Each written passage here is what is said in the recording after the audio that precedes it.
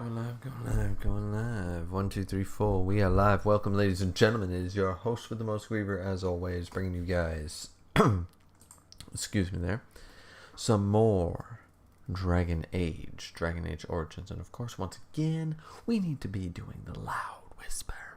The loud whisper. I think everybody can hear me just fine, though, because this has been working so far.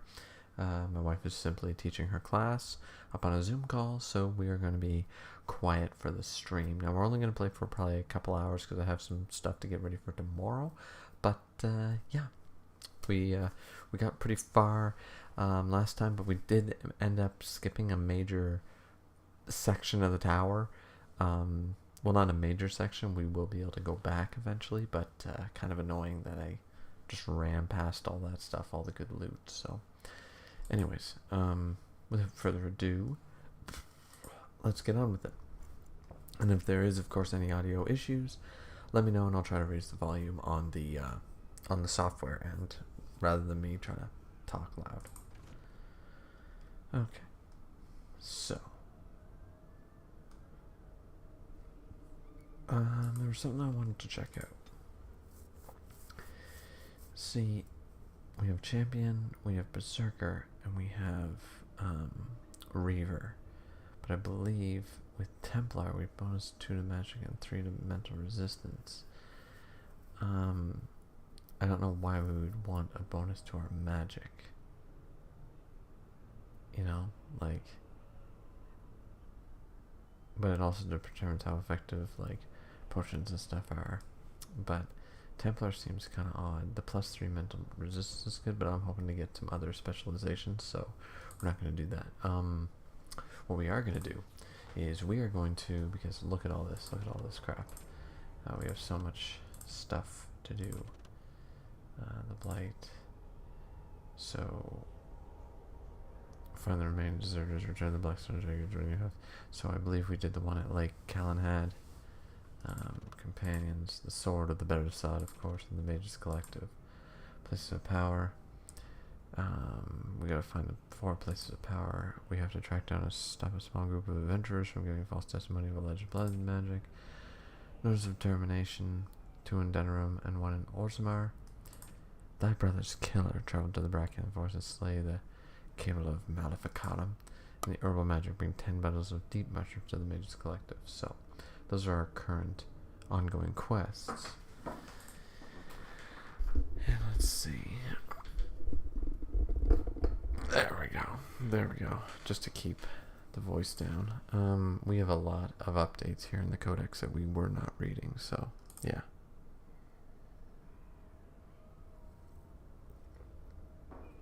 Let's start with, let's catch up with our codex, because we weren't reading any codex last time. Corpse. To anyone who doubts the wickedness of blood magic, I say, with your own hands, strike down the corpses of your own brothers who have fallen in battle to a Maleficar. Then we may discuss morality. That was Knight Commander Benedictus in the Letter to the Divine, 546 Exalted. The walking dead are not, as the superstitious wont to believe. Won't to believe? The living come back for revenge. They are rather corpses possessed by demons. The shambling corpse, controlled by a demon or of sloth, causes its enemies to become weak and fatigued. Corpses possessed by rage demons go berserk and simply wade into their opponents mindlessly, devouring corpses, and are held by hunger demons and feed upon the living. The more powerful demons rarely deign to possess a dead host. There you go. 13, we have the Ghoul. What the Blight does not destroy, it corrupts. Any creature infected with the Darkspawn taint that does not have the good fortune to die outright becomes a Ghoul, a twisted shadow of itself. The name originally comes from men, whether human, dwarven, or elven, who became tainted usually while being held as captive food source by the Darkspawn. They would turn cannibal, preying on other captives, slaves to the will of the archdemon, driven mad by the pain. During a blight, the corruption of the Darkspawn spreads through the wilder areas of Thedas and infects the animals found there. This produces grotesque, enraged bears called Baracrons, as well as blight wolves. Fortunately, ghouls rarely survive their corruption for long. And 21 is the Rage Demon. Encountered in the Fade, the true form of a rage demon is a frightening sight, a thing of pure fire, its body seemingly made of amorphous lava, and its two eyes two pinpricks of baleful light radiating from its core. The abilities of such a demon centered on the fire it generates. It burns those who come near, and the most powerful of its kind are able to lash out with the bolts of fire and even firestorms that can affect entire areas. Fortunately, even powerful rage demons are less intelligent than most other varieties. Their tactics are simple: attack an enemy on sight with as much force as possible until it perishes. Some rage demons carry over their heat-based abilities into possessed hosts, but otherwise the true form is mostly seen outside of the Fade, when it's specifically summoned by a mage to do its bidding. So that's the creatures. We have a couple updates on magic and religion, I believe. Yes, Templars. The information on Templars, which is long. Alright, so we got a long one here. But because we didn't catch up last time, now we got to catch up on all our lore and codex. I think I was a little drunk by the end of that one.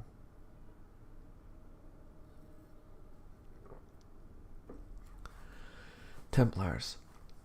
Often portrayed as stoic and grim, the Order of Templars was created as the martial arm of the Chantry, armed with the ability to dispel and resist magic. In addition to their formidable combat talents, the Templars are uniquely qualified to act as both a foil for apostates, mages who refuse to submit to the authority of the Circle, and a first line of defense against the dark powers of blood mages and abominations. While mages often resent the Templars as symbols of the Chantry's control over magic, the people of Theta see them as saviors and holy warriors, champions of all that is good, armed with piety, enough to protect the world from the ravages of foul magic. In reality, the Chantry's militant arm looks first for skilled warriors with unshakable faith in the Maker, with a flawless moral center as a secondary concern. Templars must carry out their duty with an emotional distance, and the Order of Templars prefers soldiers with religious fervor and absolute loyalty over paragons of virtue who might question orders when it comes time to make the difficult choices. Yeah, Templars aren't exactly the greatest knightly order. They appear on the surface to be, holy knights working in the name of God, but if you never question the orders given to you from said God, you might end up being quite an evil individual, I would say. Wouldn't you guys agree?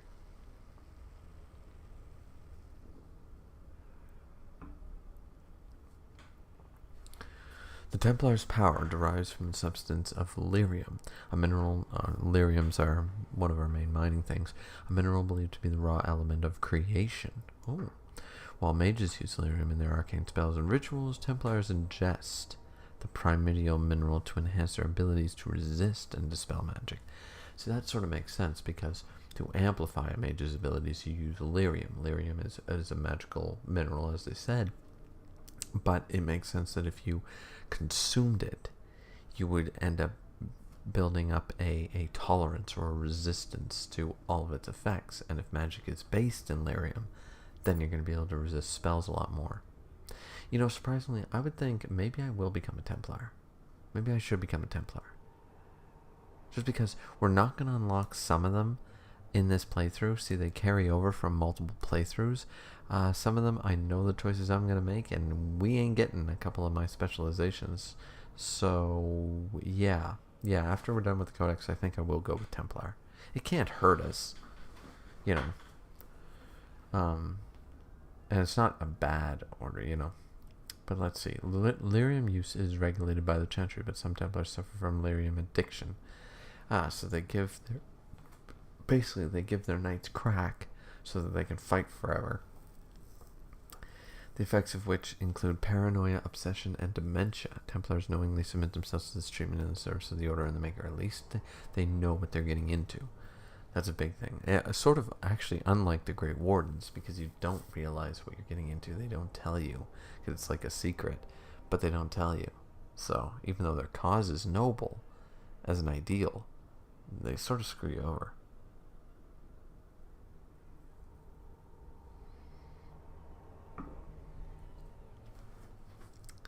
It is this sense of ruthless piety that most frightens mages when they draw the Templar's attention. When the Templars are sent to eliminate a possible blood mage, there is no reasoning with them, and if the Templars are prepared, the mage's magic is all but useless. Driven by their faith, the Templars are one of the most feared and respected forces in Thedas. By from Starkhaven, one of the first enchanters of Starkhaven. Okay, so culture and history. What do we got? Only one new one. Okay, not bad. The history of the Dryadens. In the years... Oh, right, because of Levy Dryden that we were talking about. Okay, so we missed all the codexes from last stream. This is my bad. In the years following the siege of Soldier's Peak, all those who carried the Dryden name were hunted by King Arlan's forces. Our noble Dryden name was smeared, and all the lands and holdings belonging to the Drydens were seized by the crown. The king feared that the rebellion started by Sophia would be kept alive by her loyal friends and family, and anyone with connection to the Drydens suffered greatly. It is a wonder then that the few remaining Drydens found themselves with no allies and nowhere to return. Torbern Dryden, Sophia's brother and guardian of her young son, had no choice but to flee Ferelden.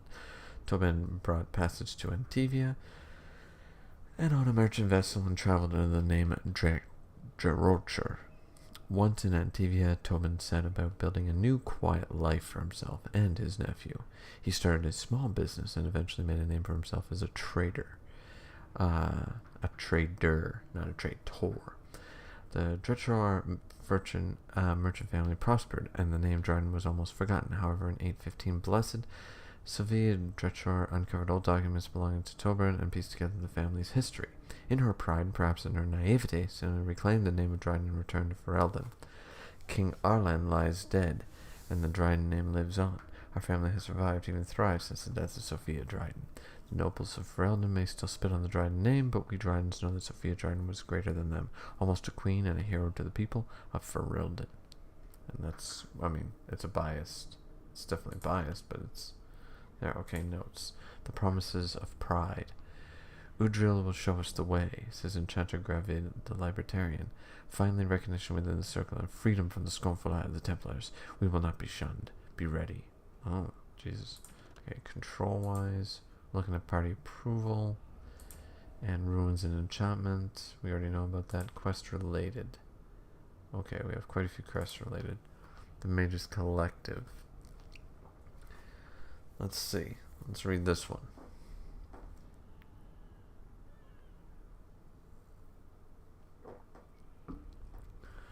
Despite the loyalist grasp on the Mage's political community, many libertarians and equitarians have begun to see eye to eye with respect to the Chanter's role in Mage's daily life. A growing number of mages, particularly those whose magic never strays from the Maker's mandate, feel that the Chanter's constant oversight is a burden upon their creativity and their free will, and one that hinders their ability to do their work.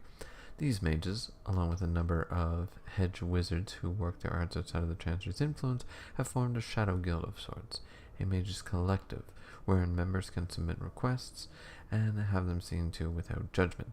This collective manages to work in a relative secrecy, their members discreet and their clients anonymous.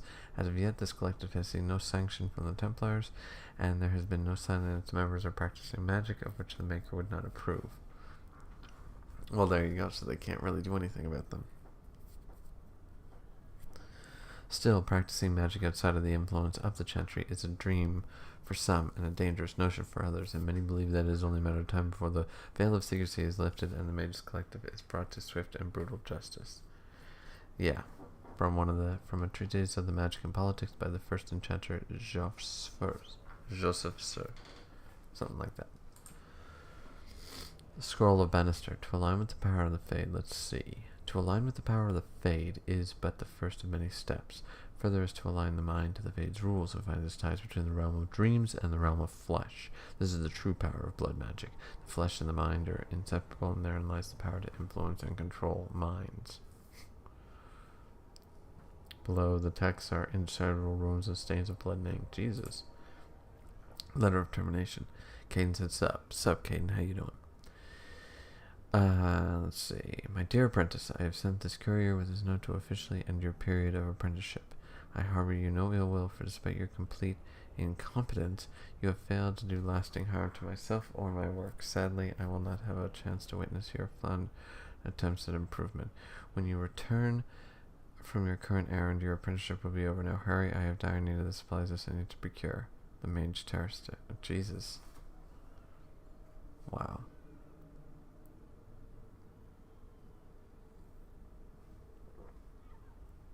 What a note.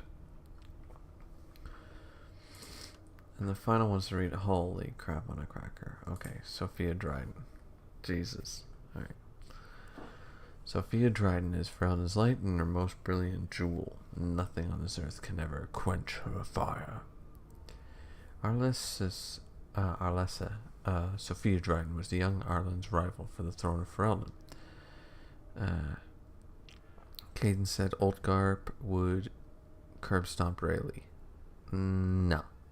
Garp and Rayleigh are probably pretty relative in power, I would argue. Garp would probably win, maybe, but 60-40 for Garp, I think. Let's see. Sophia Dryden was the young Arlen's rival for the throne of Ferelden. Dryden was a strong and charismatic leader with much support from the Banor. When Arlen finally won the crown, Dryden refused to relent. She pushed her claim, was caught, and accused of treason. Her sympathizers continued to support her, however. In order to appease them, Dryden was spared execution and forced to join the Grey Wardens instead. Oh, she was forced. Dryden survived the joining and dazzled the Grey Wardens and so to speak with her leadership skills and her charm. She eventually rose through the ranks to become the Warden Commander of Ferelden. Before Commander Dryden, the Grey Wardens were seen as a relic of an older time and an unnecessary drain on the nobles' coffers. Dryden, though, with their political connections, reinvigorated the Wardens and rapidly increased their numbers. In the meantime, King Arlen proved himself a devious king, willing to go to brutal lengths to silence his opponents. Arlen's reign of terror grew worse with each passing year. Some of the bands approached Commander Dryden in desperation, begging her to intercede. She agreed, and thus was the rebellion against King Arlen born. Arlen learned of the rebellion and took steps to end it. He publicly suspended all the tithing to the Grey Wardens and declared that they were no longer welcome in Ferelden. Some of the Wardens, mindful that they were supposed to remain politically neutral, felt disgraced by Dryden's involvement in Ferelden politics, left her side even as the king's forces lay siege to Soldier's Peak. The siege took months and ended with the death of Sophia Dryden. Wow. Yeah, there's something to be said for that. Grey Warden's job isn't to solve political strife, to be fair. Kane says, something I haven't seen you theorized yet. What do you think Blackbeard's upcoming new bounty is going to be? Because it still has to be higher than Luffy's at this point in time. That's assuming he's done anything. Like, what has he done? Like, lately. That would incur a new bounty. Kane said, since he is a Yonko, I think his bounty would be higher than Kid and Law's. I mean,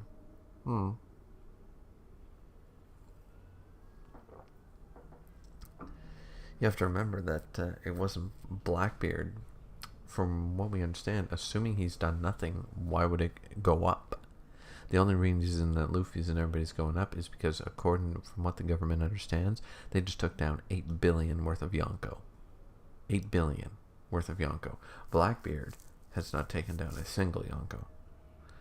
So, yeah. Therein lies the rub with that one. It depends on what he's done. If he's done anything, I don't think it necessarily needs to be higher. I mean, is he going to get a new bounty? Probably.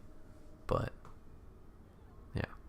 Kane said, I love how in this game they give you a lot of backstory for the game, but the only downside is you have to read it all instead of watching and listening to it. Yeah, I know. That is a bit of a problem. I really need to blow my nose, guys. Or Caden, I should say.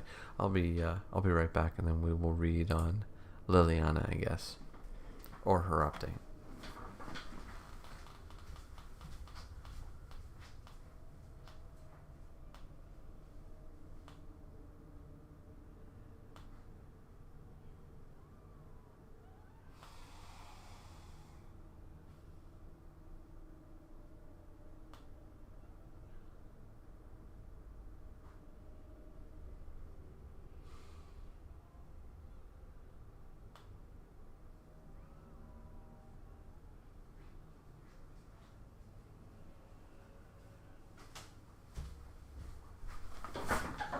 Alrighty, I think we're good.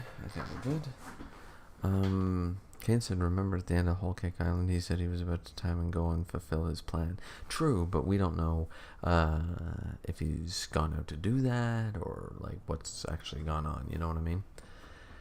So let's see. Liliana, I forget if I read the whole thing, but there's not much. In the cloister, away from the fuss and the flurry of the cities, I found peace, and in that stillness I could hear the Maker. Lay says that a chanter who can beat the stuffing out of a trained mercenaries would be notable enough, but one that also claims to be sent to fight the Darkspawn by the Maker himself is unusual to say the least. She joined Alistair and Griever in Lothering and insisted that she would prove useful. There's more to Liliana than had ever been apparent at Lothering, however. She spent much of her life as a bard in Orlais, a minstrel, assassin, and spy employed by the nobles of Val Royale in their elaborate games of intrigue. With Sten. Alright. So, let's see. He was sent with a small group. Okay, so we already knew this information about Sten. Now we have to read the next paragraph. He was sent with a small group of Qunari soldiers to investigate the Blight and report back. Outside of Lothering, they were ambushed by Darkspawn. They fought off the attack, but only Sten survived. Farmers found him lying and took him in. But when he awoke, alone and unarmed, he panicked. Killing the entire family and realizing he had sacrificed his honor, Sten waited for the villagers to come and surrendered, expecting death. Yeah, so he knows he fucked up. First Enchanter Irving, let's go.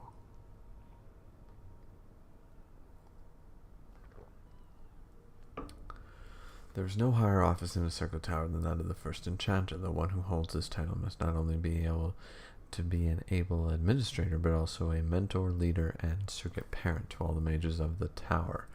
Irving has proven himself to be all these things with an added dose of cunning. Most apprentices know that little goes on in the tower that Irving does not know of.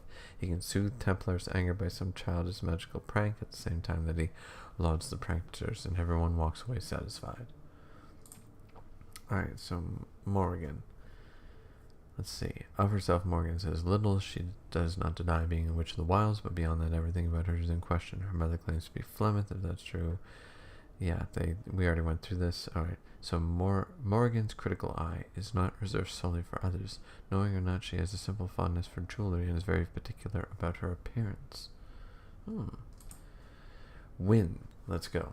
I will not lie motionless in a bed with coverts up to my chin, waiting for death to claim me. Wynn's talent became apparent early on, particularly her skill at healing magic. She was well liked by all her mentors and was recognized as an exceptionally gifted student. Even the Templars who watched her could not deny that she represented the best the Circle had to offer. She was an intelligent young woman who possessed a quiet confidence and maturity beyond her years. She spent many years mentoring apprentices within the Circle, and her peers thought so highly of her she was asked to be First Enchanter Irving's successor. But she refused, saying she had no desire to work in the upper echelons. When word came to reach of King Caelan's call to arms, Wynn volunteered to go to Ostagar. Caden says, what do you think Rayleigh's bounty is, and what do you think Boa's new active bounty is going to be? I believe Crocodile and Jimbe got an overbearing $1 billion. I believe she would get the same. I already said that Boa would get, Boa's probably 1.46, 1.69, something like that. Rayleigh's bounty, Rayleigh's bounty is probably higher than Mihawk's. I think Rayleigh's bounty was probably hovering between. Rayleigh's bounty is either going to be surprising. Rayleigh's bounty is probably 4 billion. Is higher than Rayleigh's bounty is probably higher than Shanks's, or it's in the 4 billion, because the Pirate King was worth 5.5. Now, is the first mate of the crew of the Pirate King not worth, we're talking similar? Is he worth more than Kaido even? Maybe. I could see Rayleigh going from anywhere from in the high 3s all the way to being higher than Kaido. I'm not sure what Oda's going to do with it. That's just me. So let's see. Now we have Knight Commander Grigor. It is the innocent folk of Ferelden who matter. I would lay down my life and the life of any mage to protect them. Grim and tactical. Griever has been the Knight Commander of the Templar forces stationed at the Circle Tower for so many years that hardly anyone except the First Enchanter recalls that he is not simply part of the tower itself. Jesus. Kane said, I think Rayleigh's bounty has to be in the high 3 billions or the low 4s. That's what I'm saying. Like, I think his bounty needs to be minimum Mihawks or higher. And I think it could be as high as below the only two bounties being higher being Whitebeard and Roger. I can see Rayleigh being the third highest bounty we've ever heard of. And that wouldn't be misplaced.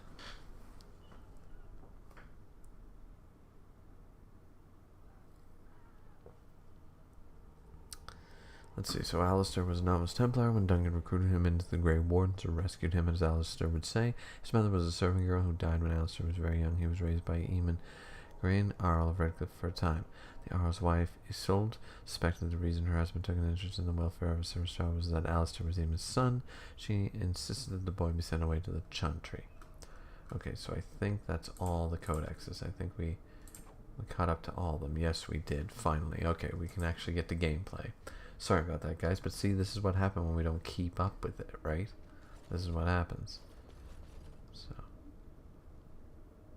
Oh, shit. Oh, there we go. We're fine.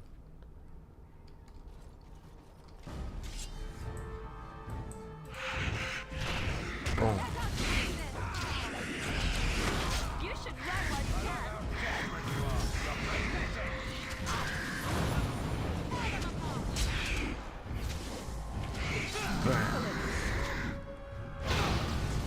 Oh man, that one hurt.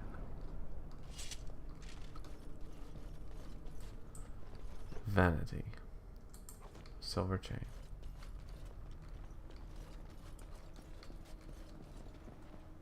Closet.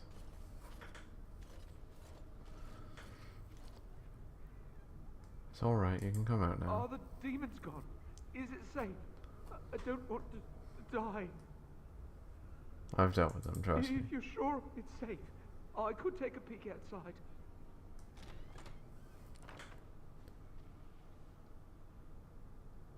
Oh. Ow, yeah. Yes. Let's see. Caden said I believe Boa would have about a 1.5 to a 1.7 billion, as she's probably the second strongest female pirate after all. Yeah. Yeah. Yeah, absolutely. Are you hurt? I have a crick in my back and my bum's gone numb. Oh, holy maker, look at this. Those demons didn't know what hit them, did they? Godwin, Mage of the Circle of Ferelden, at your service. There were demons everywhere, blocking my exit. I decided that the best thing to do in that situation was to hide and be very, very quiet. I just really want to be somewhere safe. I think I might stay here for now. Maybe go back into my closet for a little while. And go where? The Templars have locked the door. I'm just going to stay here and see what happens. Thank you again for saving me. May we meet again in happier, less life-threatening times.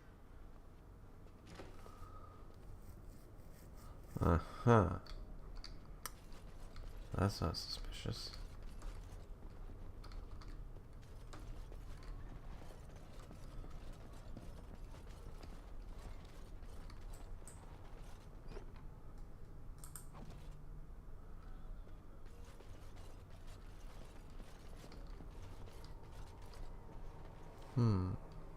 Oh, a chest. Wait a minute. On my way. Lesser injury kit, we can always use some of those.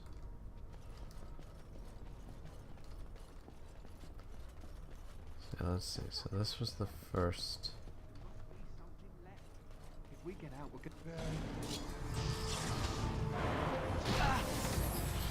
What are you doing?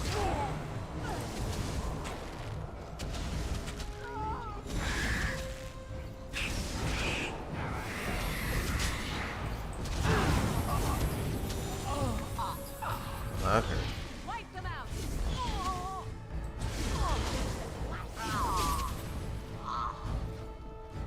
I thought they were helping us. My bad. I thought they were attacking the demon. And I was like, what the hell? What's with all the friendly fire? And then it was like, oh, shit.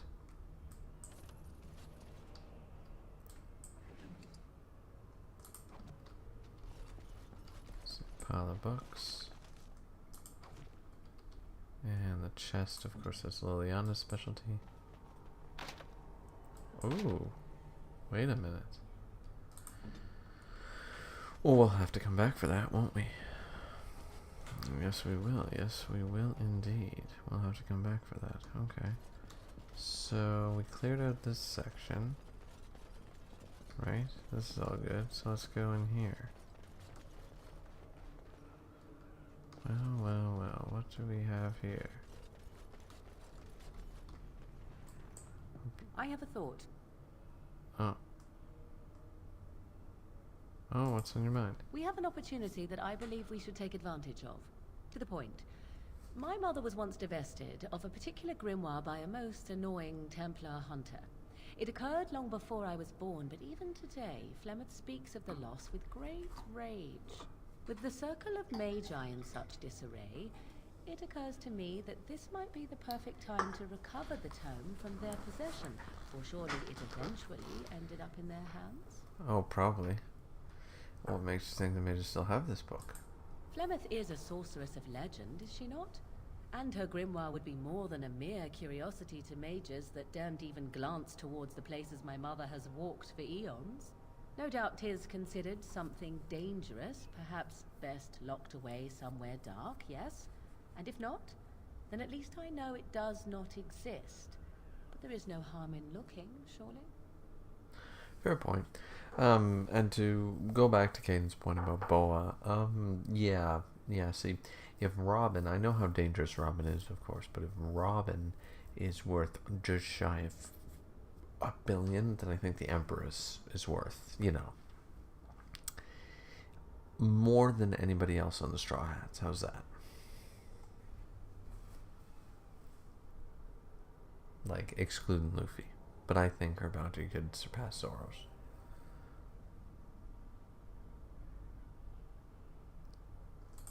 Tis a book of spells, of the sort that Flemeth has dabbled with throughout her long life. 'Tis not the sort of thing that would benefit a mage of the standard variety. They were taught a different path. I, however, was taught by my mother.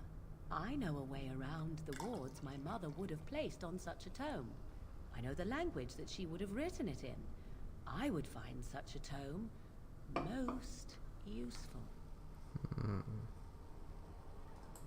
Useful in the way that it might increase my power. Useful in the way that I would become more useful to you. Does that not follow? Good. I am most interested to see its contents, should it be located. The grimoire is leather-bound and adorned with the symbol of a leafless tree, should you come across it. If not, however, then I shall simply put it out of my mind. Morgan approves. Cool. Okay. I thought this person had...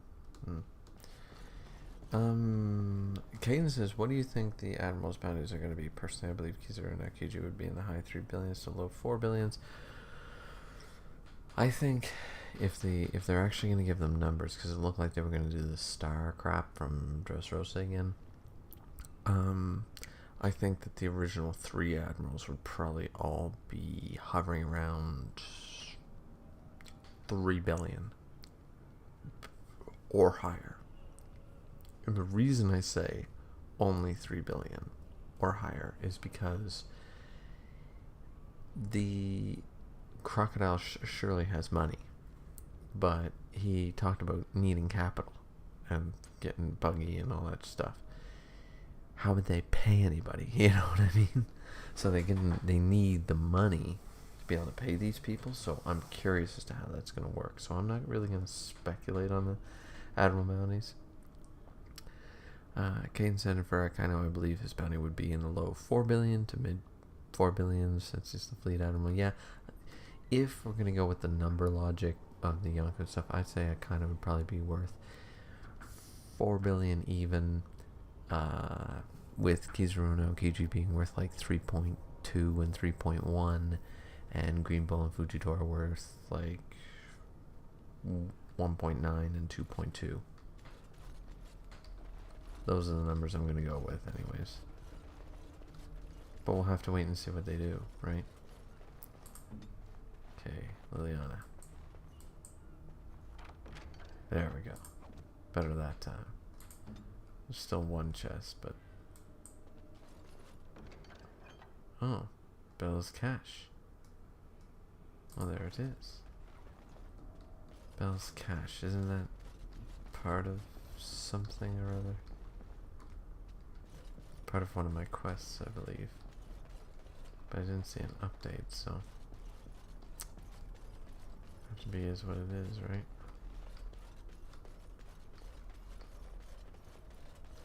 Okay, so this is the way to the first floor.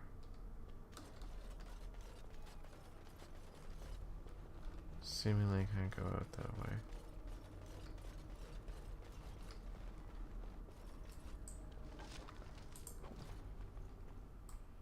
Please do not draw attention to me. I would like to remain in one piece. Jesus. Okay, so this goes to the first floor, and we were already on the first floor, right? I just want to make sure.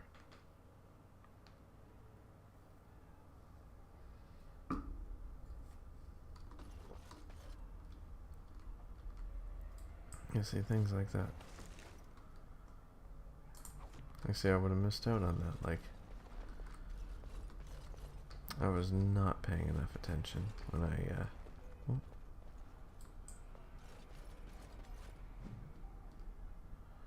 Summoning Sciences. Oh yeah, this fucking quest. This quest is... I don't really care for this quest, I don't believe.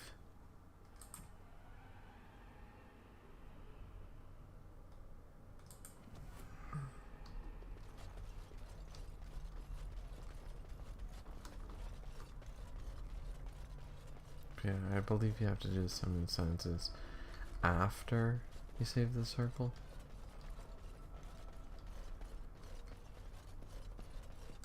Yeah, I'm pretty sure. Pretty sure.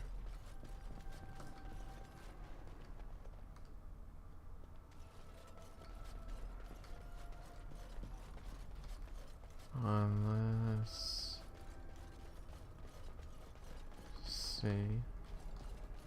Oh, soldier's corpse.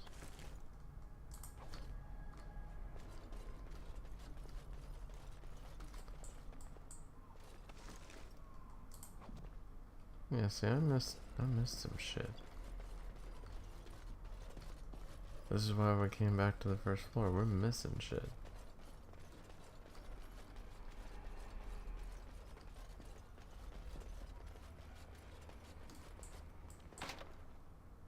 Not possible. As you like. Well, isn't that annoying? Yeah, see, we missed some shit. Quickly.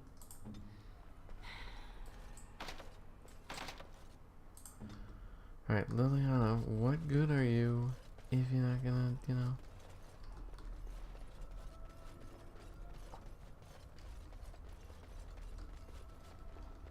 Like, no offense, but you're not much good to me if you can't open any of the fucking drawers, you know?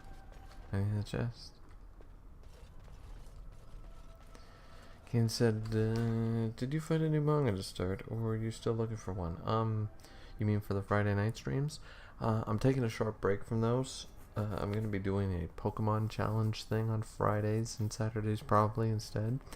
And they're going to take up a good bulk of the time.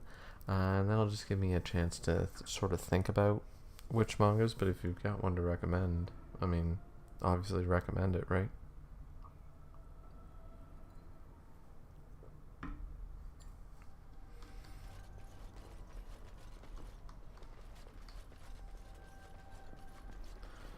Okay, it seems we cleared out at least this much. All right.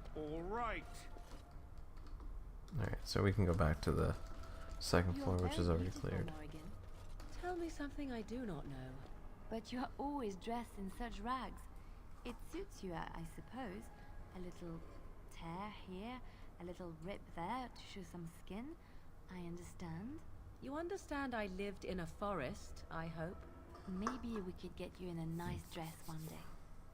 Silk. No, maybe velvet.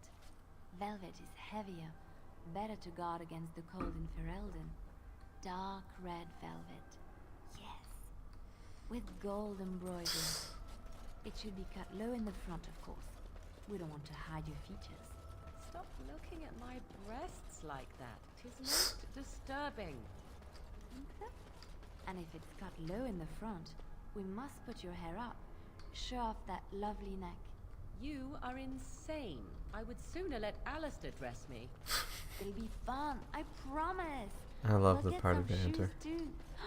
Shoes. We could go shopping together. Yeah, I always love the party banter, so I usually take a stop and listen.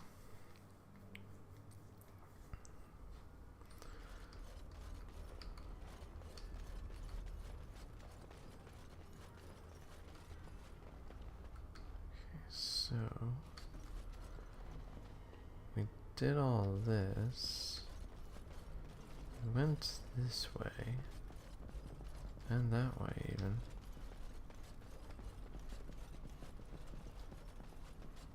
Okay, here's the next section then.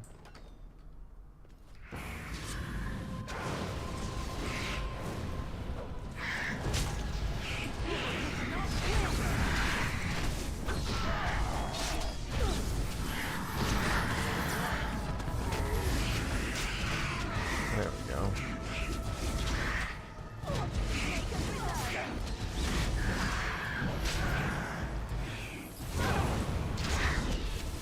Brown bear. You get no mercy from me. Well, we're all doing pretty well, pretty good. Probably the cunning to remove this injury. How do I keep getting that? Keep getting the cracked skull, even though I'm not. Damn it. Alrighty.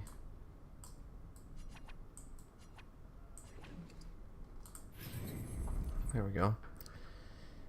And let's see. Kane said there are two people in One Piece world that I believe Luffy. When Luffy sees them, there should be no talking, no negotiating, just straight up fighting. Those two are Blackbeard and Akainu. Yeah, I agree. Kane said I believe when he sees either of those two, it would be on sight throwing hands, no questions. Yeah, I could see it. Unless something else is going on and Luffy's like shows a sign of his maturity. You know, he won't make the mistake that Ace did and he'll run away when he needs to, you know what I mean? Something like that. It's like my time to kill you comes soon or something like that. You know what I mean? Like I could see that. Not possible to pick. What now? Well, that's too bad. What if I want to pick it? But I want a pickle. Okay, that leads to the next floor.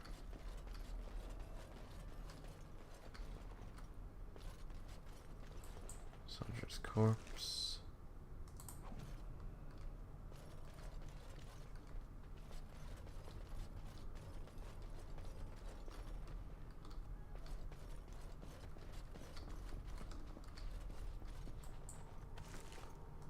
Charred corpse, Jesus.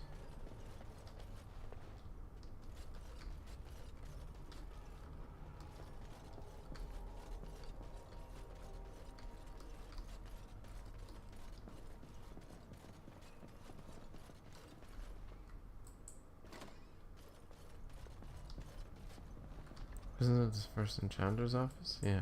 All right, all right. Small painted box. Interesting. Ooh. Got it. Codex. Well, you guys know we gotta read our codex. Oh, quest related.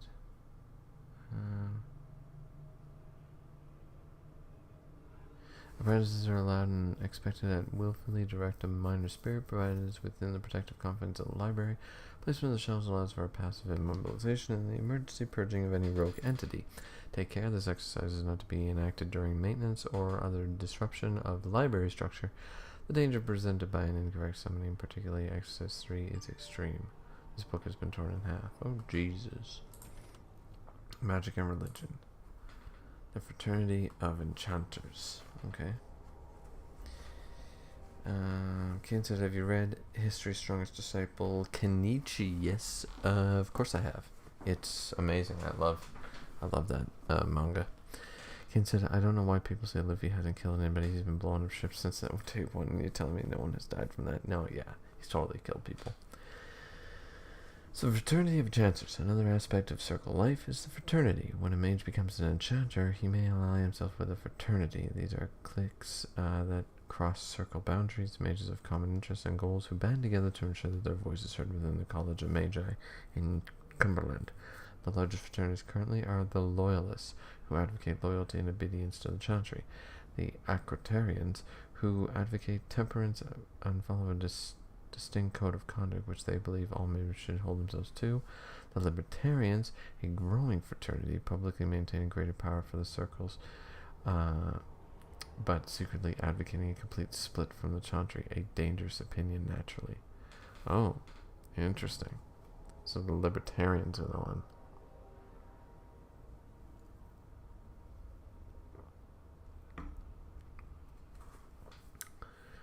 The Isolationists, a small group that advocates withdrawing to remote territories in order to avoid conflicts with the general populace.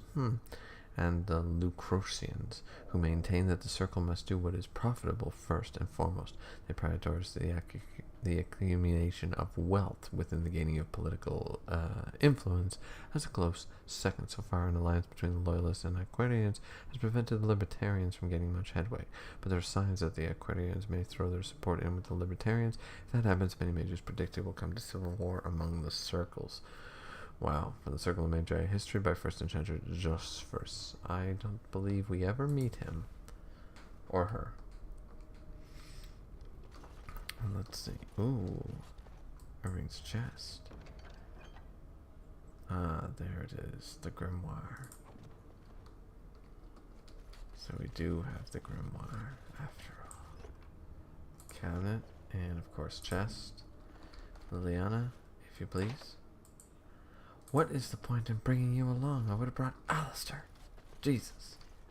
You know what I mean? I would have brought Alistair. Like, goddamn. Okay, this is to the next floor. So what's this door then? There was a door here, was there not? Oh, it doesn't go anywhere. Okay. So I believe that this is where we enter the Fade or whatever. This is really annoying part.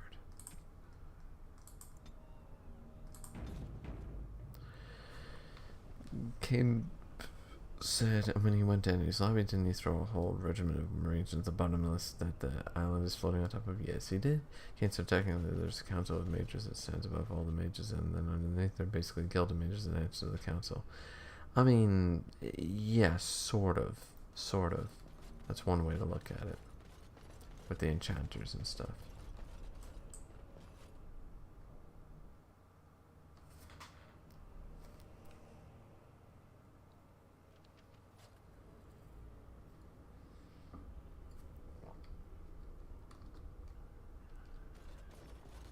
Oh, it must be the next floor then. Or dead. I fear the worst.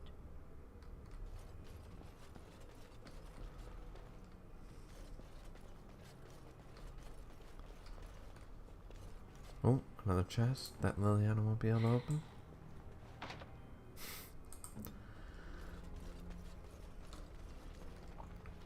Really need to work on that.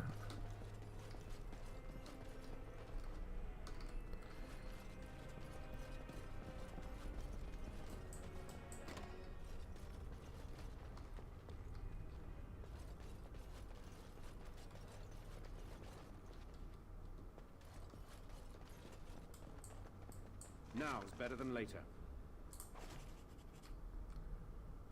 Another scroll of banister. Alright. Looks like something wants to die again.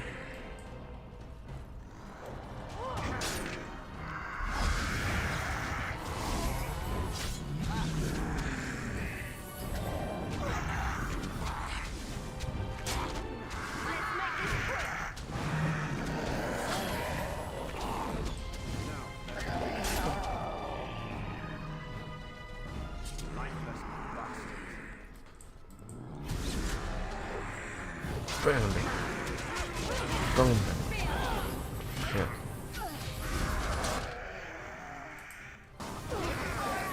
Oh. What the hell? I died. Holy shit. What the? I'm so glad I saved. What was that?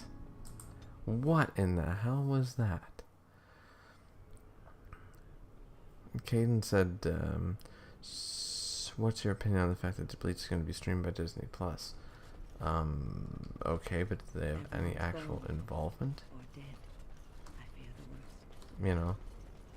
Like, I won't judge it till I see it, sort of deal, you know what I'm saying? Alright, alright. Looks like something wants to die again.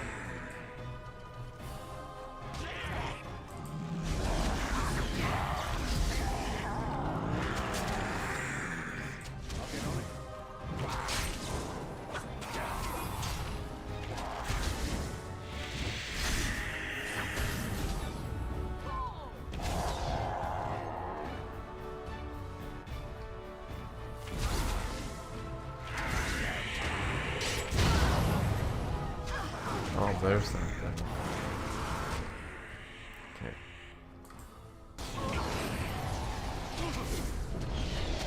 Arcane Horror, that's the problem.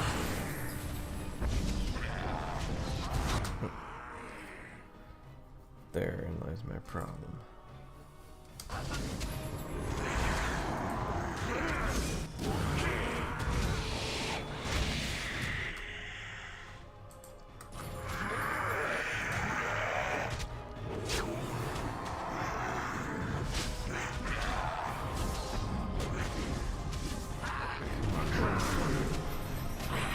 What you got?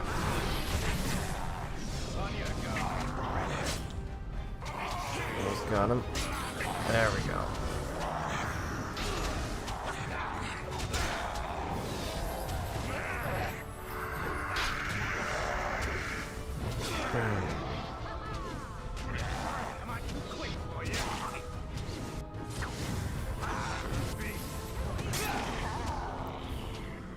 No chance. No chance at all.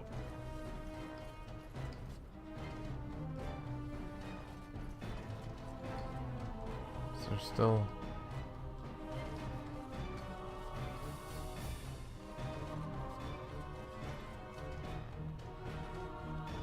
There must still be an enemy somewhere.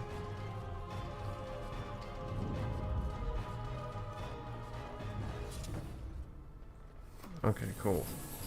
Wow. All I can say is holy shit, that took the piss out of me. That was crazy. Now's better than later. So those arcane horrors, I am... Oh, I forgot. This would have helped so much in that battle. You know what would have helped? Had I maybe leveled up and maybe became a Templar? Right. I just added a permanent boost to my resistance and my overall magic, so that should be helping. Corpse Skull. Mage attacks, scroll the banister. And let's see what else we got here. God damn. That was a hell of a fight. Let's see. Quickly. Kane says, I remember reading about that Toriko might be coming back with new animation. Oh, that would be so good. If that is true, I don't know if they're going to reboot the show or continue where they left off. I'd really like a reboot. I'd like a totally new anime for it. Justin said, oh, hello, Griever and Caden, who is somehow always here. Caden is always here. Kane says, I'm not always here, I don't think anyways. Yeah, you are.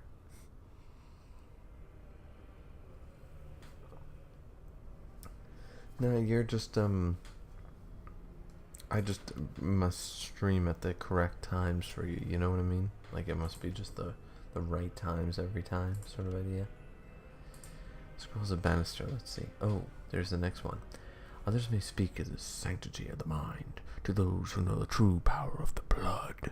This is foolishness. The mind is no more sacred than the knee, the small toe, or the ear. It is a man's organ of reasoning, nothing more, and true reasoning requires connection to the rhythm of the blood, the tireless pounding of life. Interpret this, and even the mind is yours to control. Well, there we go. Scary, scary creatures. Number 2, the arcane horror. Upon ascending to the second floor of the tower, we were greeted by a gruesome sight. A ragged collection of bones wearing the robes of one of the senior enchanters. I had known her for years, watching her rise countless apprentices, and now she was a mere puppet for some demon. Transcribed from a tale told by a Templar in Antivia's city in 713 Storm. Demons, of course, have no form in our world. When they enter there within the veil is particularly thin, or through blood magic summoning them, they must take possession of a body. When a pride demon takes control of the corpse of a mage, an arcane horror. Oh, well, that makes a lot of sense. It's a pride demon. Pride demons are considered like the strongest ones, I guess. Those and the lust demons, or whatever they're called. I think they're called something else. They're like sex demons, but desire demons. Desire demons and pride demons are like the two most dangerous, so that makes sense why that arcane horror was a match. An arcane horror is born. Although they appear to be a little more than bones, they are fierce creatures possessing not only all the spellcasting abilities of a living mage, but also the capacity to heal and even command other animated corpses. Yeah, that was a bitch. That was a bitch. Kane said to Justin, any manga recommendations? Yeah, because in probably next month we'll be doing another Friday night read through of something I haven't read.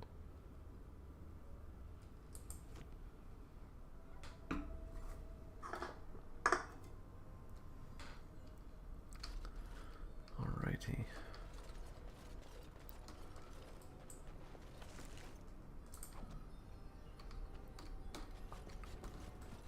Now is better than later.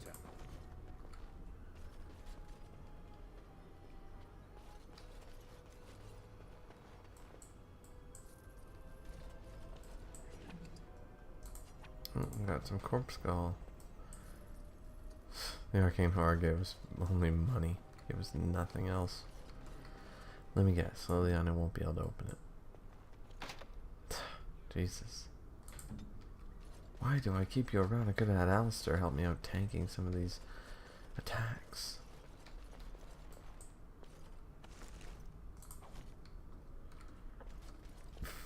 Okay, we're definitely saving if that's the type of shit we're gonna get into.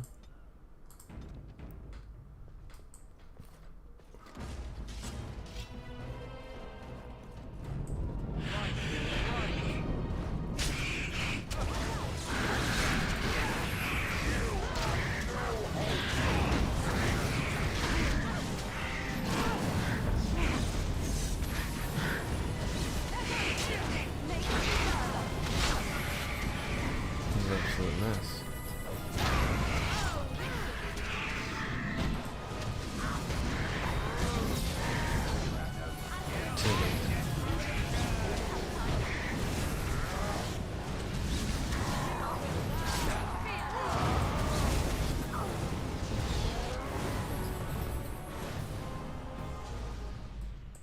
Oh, wasn't that fun? Oh, Liliana finally got a level up. Let's see, level up. So we need a little bit on the dex side and some cunning, I believe. Now, yeah, I mean stealing is good and all, but let's go with, yeah. As far as skill goes, yeah, we need the next in, yeah, that's what we needed. There we go. Now can you open some shit for us? I shall. Let's see. Did that help any? Awesome. Now technically I sort of want to go all back through the tower and check all those friggin' chests out, but I think we could do that after, if we remember to do so.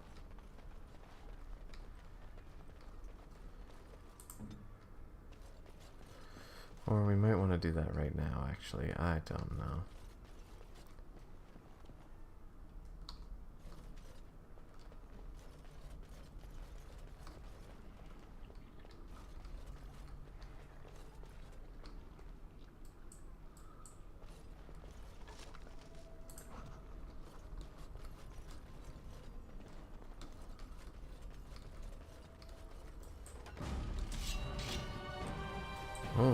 us Templars.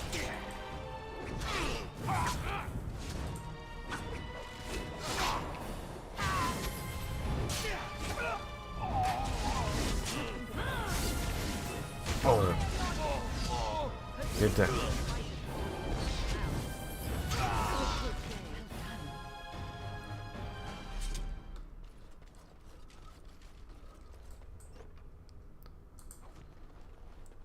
Okay, so basically necromancers are the strongest class to be if high enough level and with a bonus effect out in what? Basically necromancers. It would be pretty hard to get close to a necromancer that has 20 bone dragons, 50 undead liches, and an army of undead. I mean, yeah. Yeah, that sounds pretty good. I don't believe there are necromancers in this particular game, but, you know. Ooh, a Templar helm. They look so cool, don't they? Where's the Templar helm just to... Nah. I'm a Templar, I'm a Templar.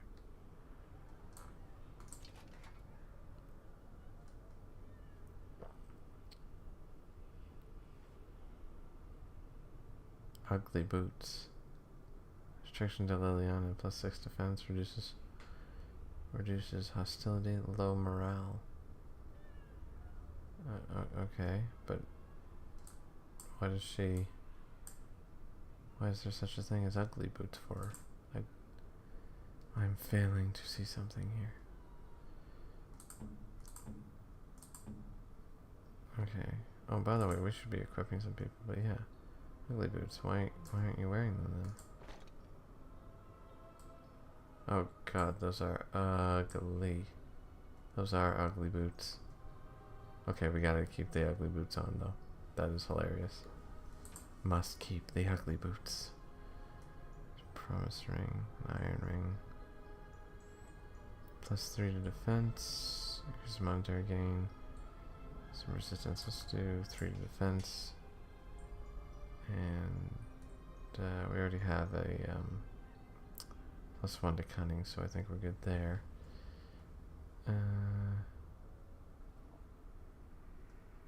Now let's go with win. You can have sure. Oh no, you already have one such thing. +1 to willpower. Sure, why not? And we'll give you some studded leather boots, of course. No, leather boots. And, no, that looks dumb. Apprentice. Even worse. And as far as the magic stuff goes, what do you have? The enchantress stuff. Oh, Jesus. Alright, she's better than me. Morgan, however, you need a belt, don't you? There you go. Now you have a belt. Perfect. Okay. I did get a Templar helm though, that's pretty cool.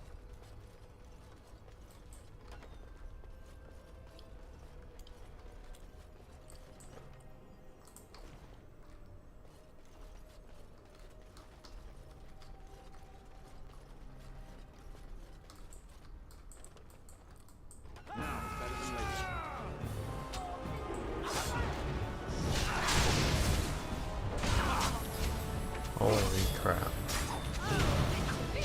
Holy crap again.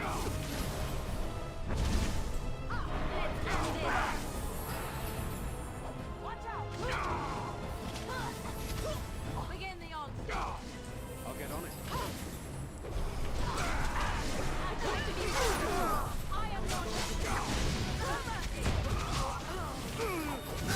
Mighty blow. Take these guys down.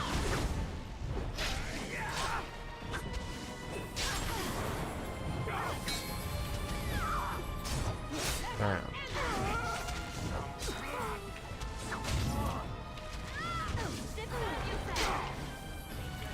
Attack.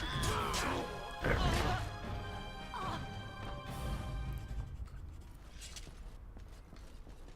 Did we already slay the Desire Demon that easily? I think one of the mages had to do it. Kate said, so when a paladin loses faith in their god, do they lose all their powers, or do they only benefits that God gave them? Who knows? I guess if they were gifted by a god, then yeah, they'd lose all their powers, because if it's a former, that would suck and be hard to come back from, but it's the latter and it doesn't seem that bad. Yeah.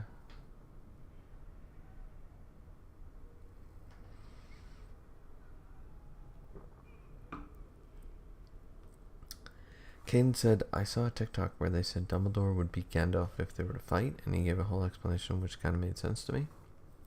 Fair enough, but the difference in power scaling Harry Potter to Lord of the Rings is the equivalent of comparing Dragon Ball Z to One Piece. You're talking city scale and planet scale. Well, I'm talking galaxy scale. You know, the power scaling is it's just not fair. It doesn't matter if Dumbledore's your favorite wizard or whatever, if you like him more, but it doesn't make sense. That's just not true, you know? Can I get you a ladder so you can get off my back? Yeah, the Desire Demon was totally taken out. That's hilarious.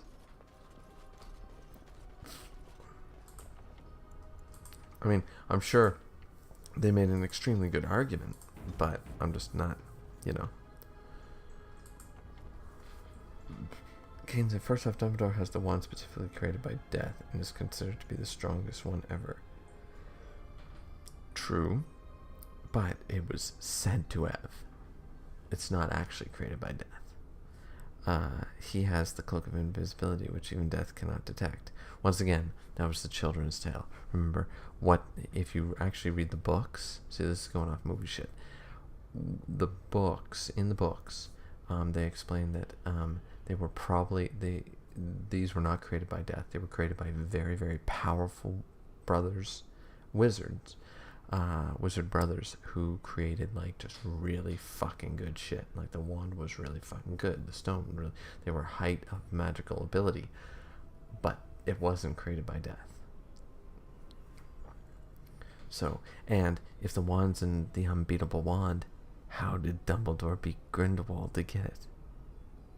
So it's not the unbeatable wand created by death, because he beat him. It's just a very powerful wand.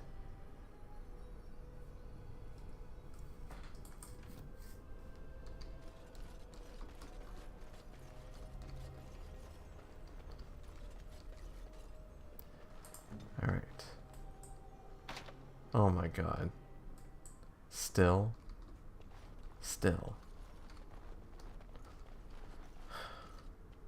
No wonder you have your ugly boots on. Because that... What are you talking about? What are we talking about here? So we're going to have to come back to the tower when Liliana can open up everything. This is so sad.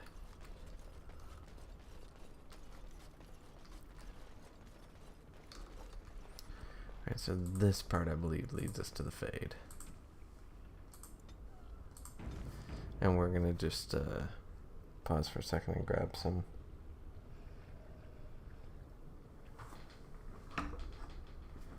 a little more of the alcohol variety. So we'll be right back.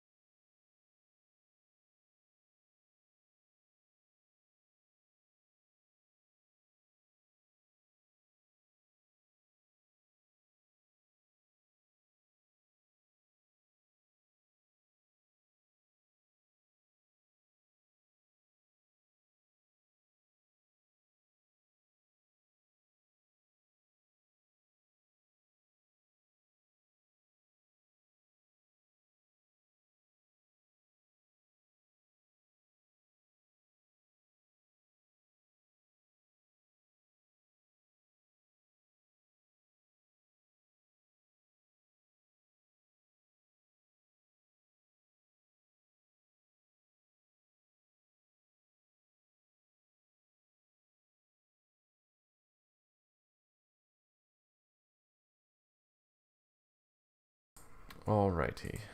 We're back. So, Kane said, I read all the books and I know that I was just saying that what the Tick Doctor was saying, no offense, if the sentence seems offensive. Oh, no. It didn't seem offensive. I was just making sure that you had all the proper ducks in a row, you know? Like, I hate arguing with people when people say this in this movie didn't make sense. It's like, well, if you read the book, you know, like one of those. So yeah, okay, so the Tick Doctor was using that as a factoid, but we know it wasn't really Death who made that shit, so the argument's already falling apart. Kane said, in all honesty, I think out of the Weasleys that could have died in the final fight, I believe it would have been Percy. Yeah, me too. With his death, he probably would have proven to the family that he loved them. I know, right? Having one of the twins die was kind of hard, too. Kane said, and I don't think they should have killed Lavender Brown. I think the only reason they killed her was so that Ron could end up with Hermione. Nah, I don't think that was the only reason, but yeah. She died too, and that was... Yeah, that was... And, wasn't it Bill and Fleur died? No, who died? It was, Remus and, Tonks. That was one of the harder deaths for me.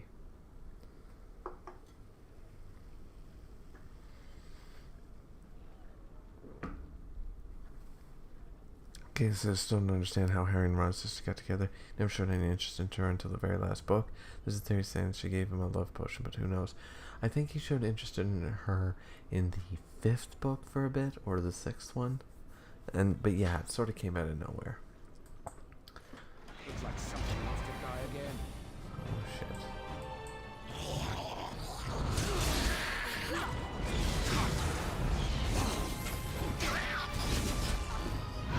Right.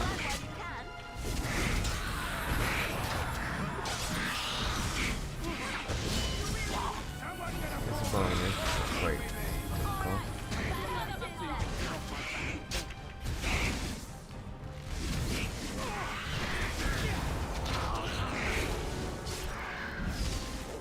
Well, it's like I'm keeping the actor. Oh, we got something to go.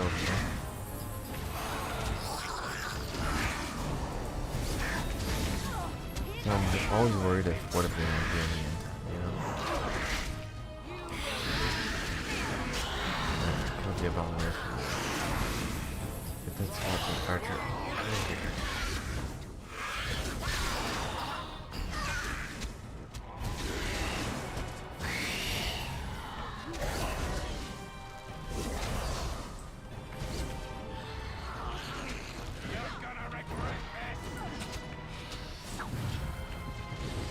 Missing this little bitch.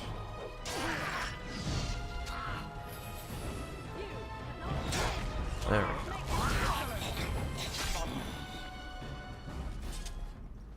I hate using up my health books, as I said, but it's sometimes necessary. Expert Frustration. A white runestone? What the? Oh, it's a gift. But an expert Froster one. Let's go.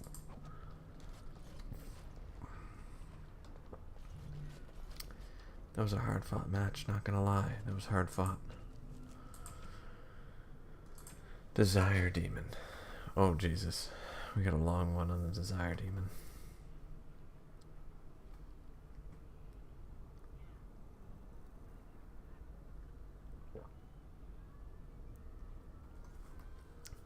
Kane said, in all honesty, I think it's messed up that George married Fred's girlfriend. She probably only got with George because he looked exactly like Fred and got the personality the same.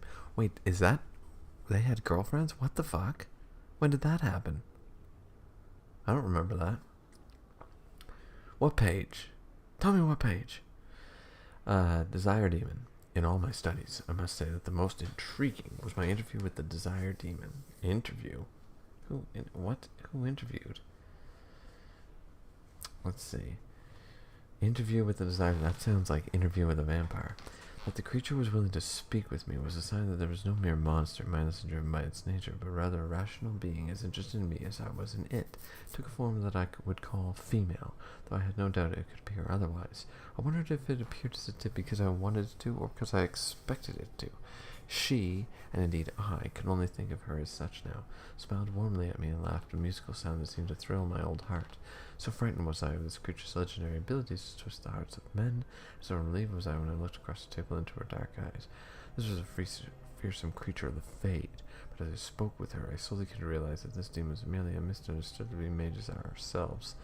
No, this guy is an idiot. He knew this thing is a lust demon. This thing is a desire demon. This thing is going to tempt me in any way, shape, or form. That's its power. Knowing this, there's no way that's true. What an idiot. Kane said, in all honesty, the hardest death in Harry Potter book or movie would be Dobby's death. I still cry when I watch that scene or read it. That one didn't hit as hard. I think Fred and George, like, losing a twin, like, that's big.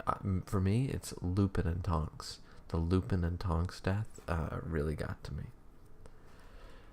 I think that's my death. So this is from the journal of the former senior enchanter Malleus, one of the Circle of Rivana, declared apostate in 920 Dragon, so recently. Of all the threats from beyond the veil, few are more insidious and severely deadly than the desire demon. In folklore, such demons are characterized as peddlers of lust, luring their prey into a sexual encounter only to be slain at the culmination. While a desire demon can indeed deal in pleasure, in truth they deal with any manner of desire that humans get to possess, wealth, power, beauty, to name a few. Far more intelligent than the beastly hunger and rage demons, and more ambitious than the demons of sloth, these dark spirits are among the most skilled at tempting mages into a possession. Yeah, see, desire demons are second or tied with pride demons.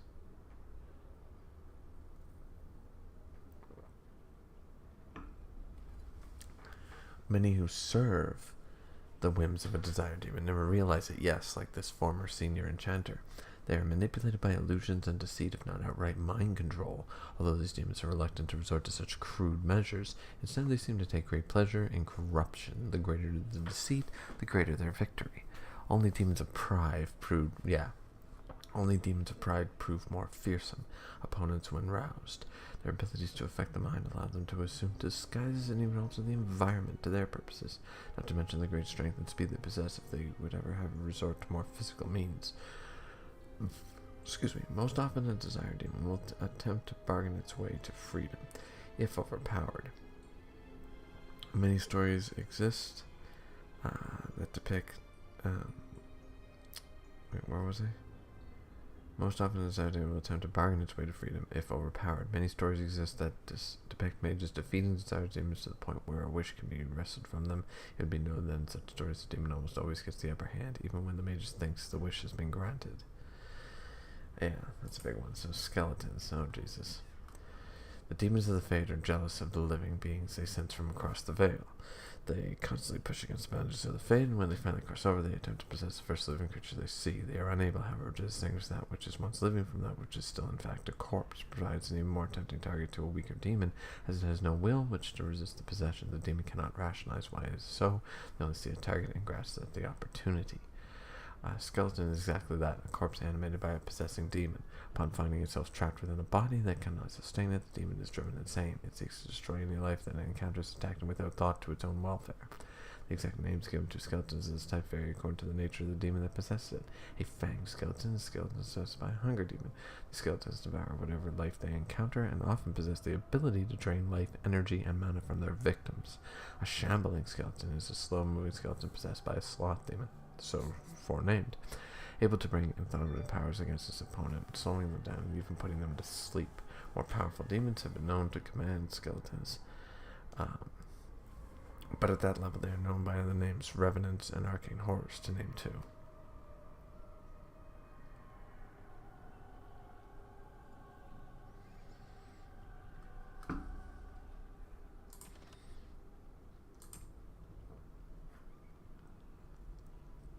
Let's see. So the Libertarian, remember, promises of pride. Here we have Enchanter Funst. Aquatarian. I have spoken to him directly. His intentions are that we will demand the Templars withdraw. I don't know that I am willing to file, but I will promise to present to hear his argument. Enchanter Luva, the Loyalist is madness. I doubt blood will be of use to you if it is flowing down the tower steps. Step away from this folly before it consumes the soul. So we're slowly reaching into the what's been happening, I guess you could say. Got it.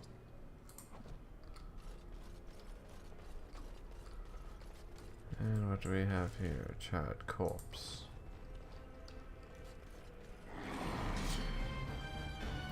Oh, another lesser shade.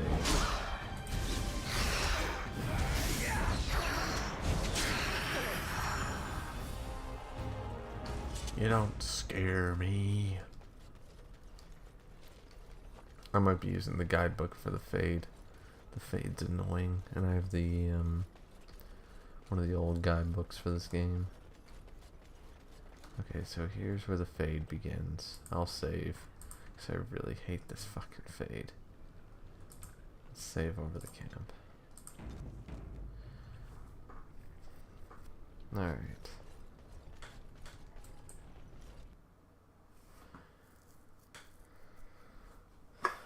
And here we... Oh, wait. Jesus, I am really getting this wrong. I thought like you entered the fade like halfway through the tower.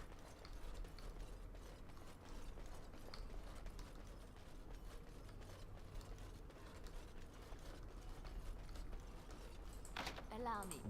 I could do that for you. Oh, for once you actually could. Amazing.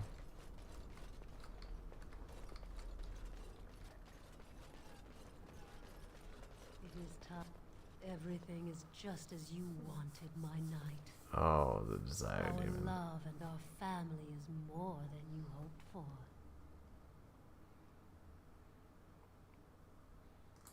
Do you hear something, love? It is nothing, my darling. Just the door. I will get it. The children have finished supper. Tuck them into bed while I see who it is. Don't be long. The children will want to kiss you goodnight.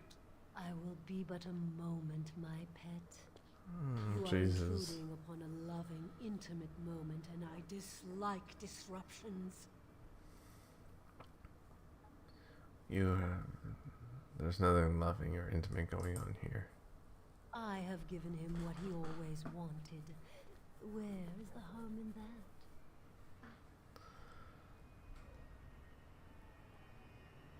This habit is an illusion, a cruel lie. All emotion is intangible.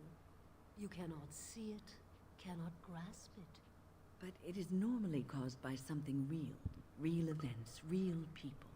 What you've done to him is abhorrent.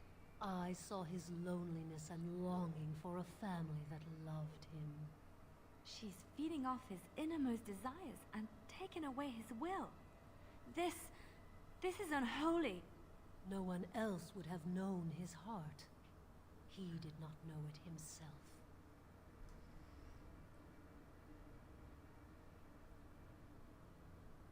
So you think you're doing a good thing? We are partners. I give him what no one else can, and through him, I experience what it is to be mortal.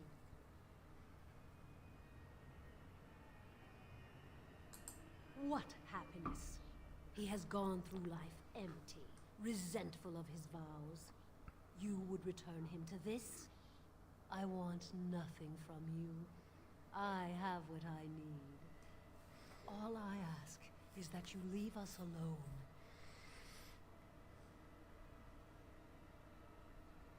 Even if I do, the Templars will come for you eventually. Perhaps we will escape. Perhaps we will not.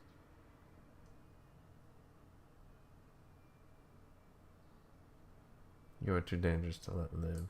Then you leave me no choice. Help! There are bandits at the door. They're going to murder the children.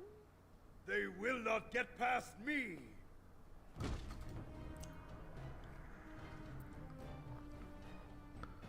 Straight to the desire demon. It's like something wants to die again.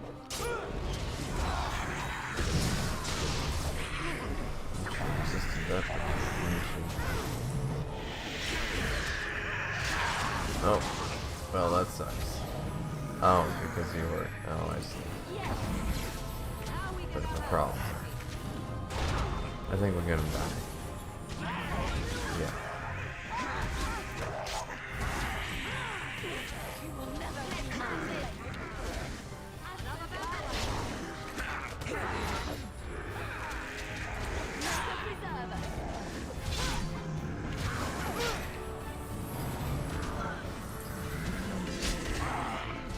Oh, yeah.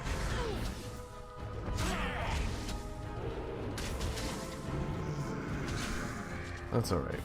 We die sometimes. It's cool. I gotta go upstairs anyway for a sec, so I'll be right back. I'm not that good at this game, guys. What can I say?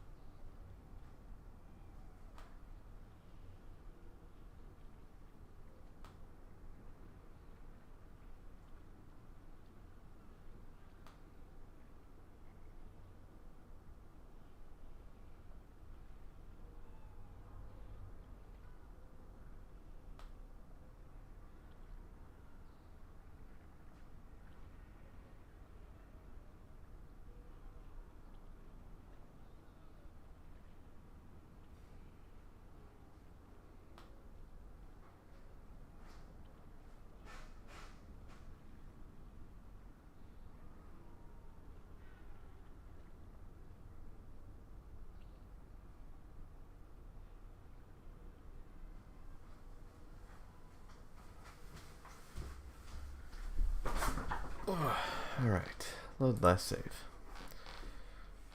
We're fine, we're fine, we're fine. We're emotional, but we're fine. Alright, so...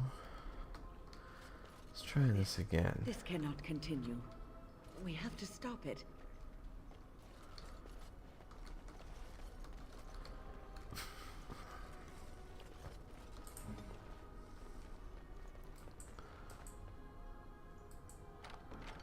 So I see what happened. Wind got frozen. So that's what happened. So let's try this again. It is time.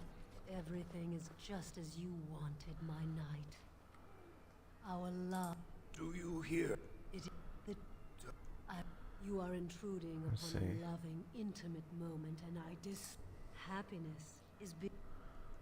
I have given him what he. I saw his loneliness and long. No one else would have known his heart. We are partners. Our thought, though much. I want nothing from you. Then you leave me no choice. Help! There are They.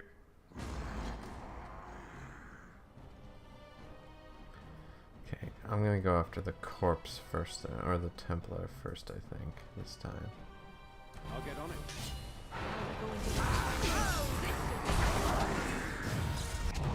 Now, first things first.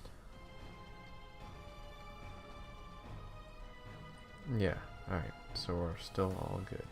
Alright.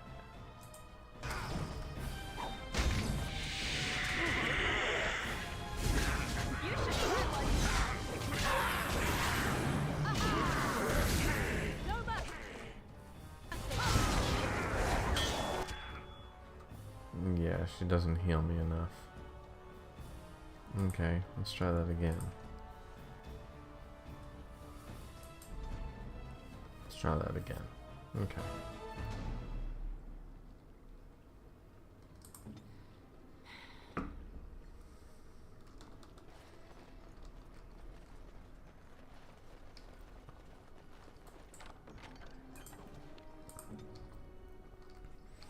I'll be concerned about my own health then. It is time. Everything is just as you wanted, my. What was that? Help! They.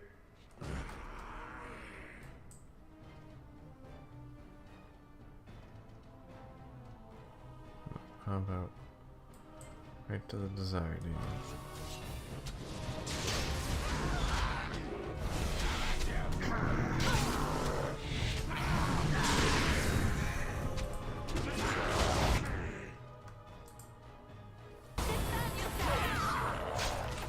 shit. Still can't. Jesus Christ, these fucking things.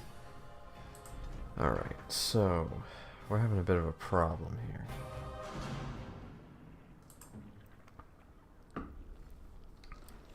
I know I can do better than this. Why are they kicking my ass so well? I shall. I need to like get out of her range or some shit. I need to attack some of them one at a time or something.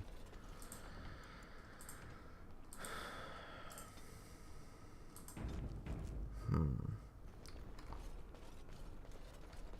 is time.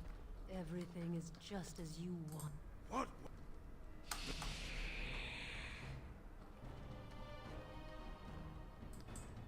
Looks like something wants to die again.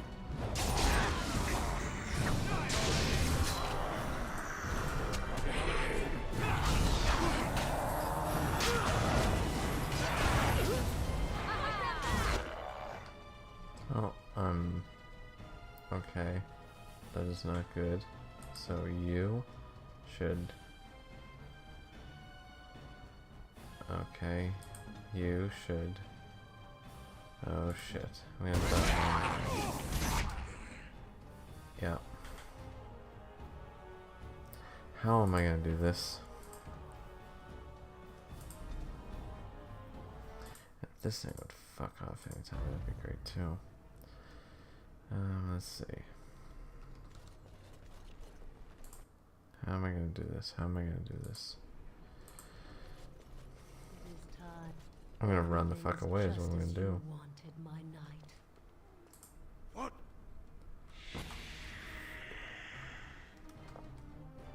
Why can't the jets stay in the ground where they belong?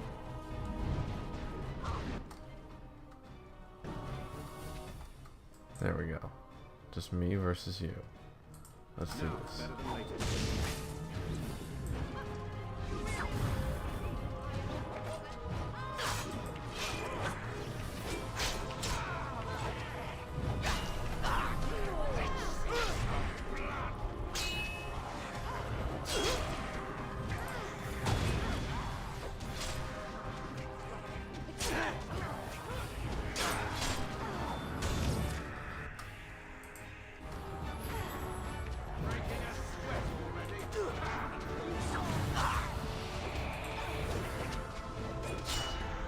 There we go. Almost got him.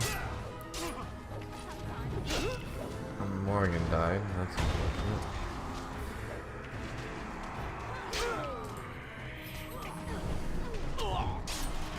Alright. Okay, there's still a bit of a problem here though, isn't there? Okay, so I'm gonna continue to run.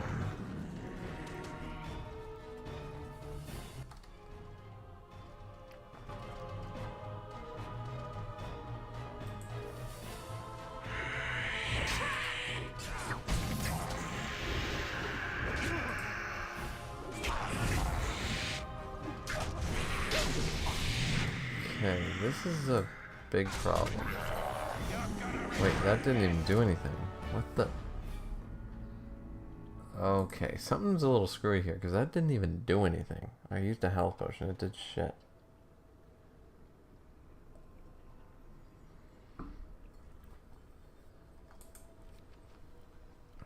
Where's Win? Here we go. Let's see.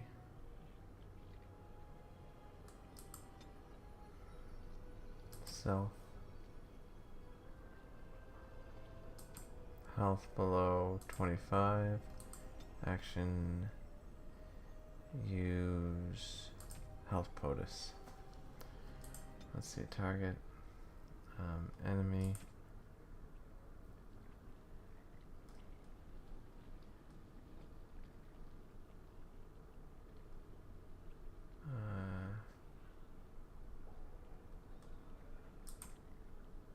Highest health.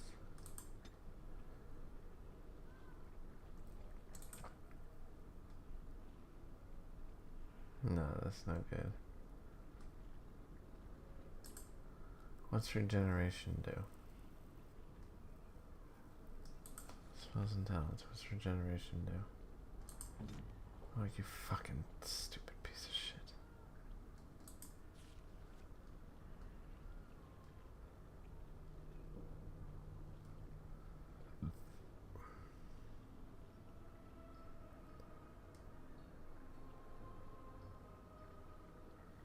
Why am I not using revival? What the fuck?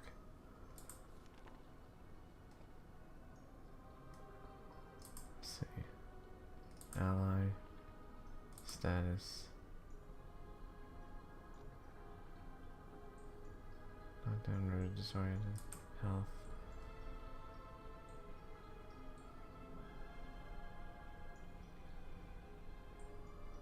How do I say? No, I want. If the ally is dead.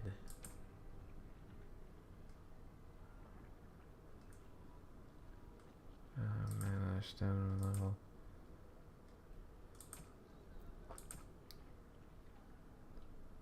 Health.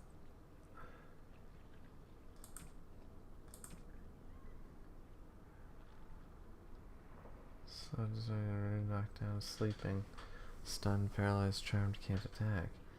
No, I want. Alright, so I can't apparently add that tactic. Well, that's fucking annoying. That's really annoying. Alright, so is your tactic still? Yeah, okay, good. Alright, so let's try this again. Save what we got. Jesus Christ.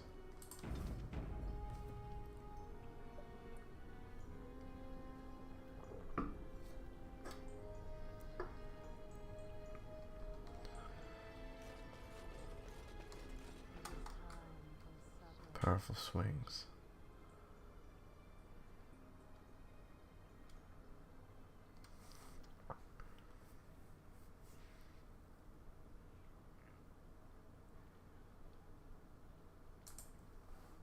Now's better than later.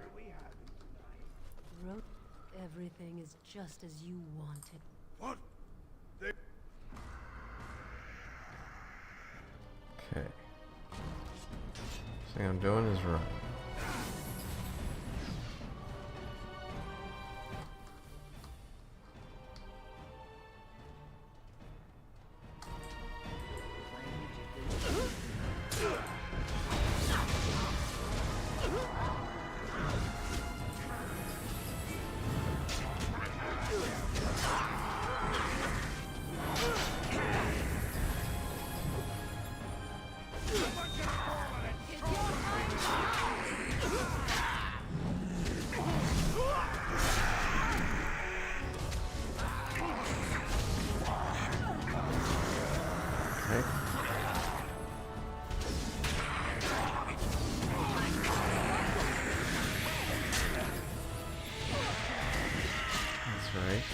Keep it up.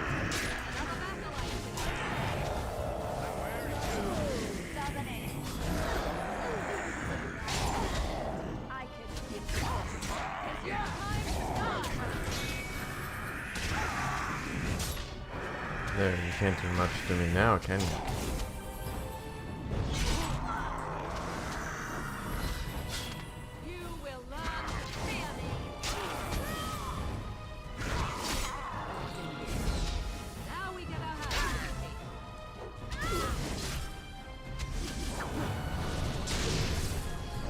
Go. Got it this time.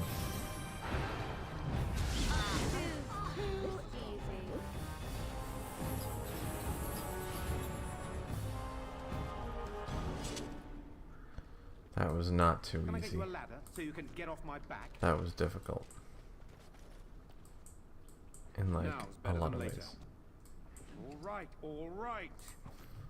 Oh, holy shit. Templar armor? Wait a minute, this might have been worth it. 3 royal power plus 20 spell resistance. This is all very nice. And it's better in every way, except the fatigue is a lot higher, but fuck the fatigue.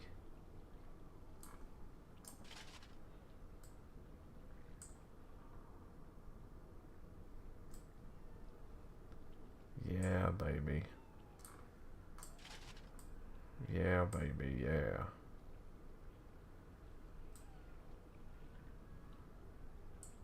Oh, yeah.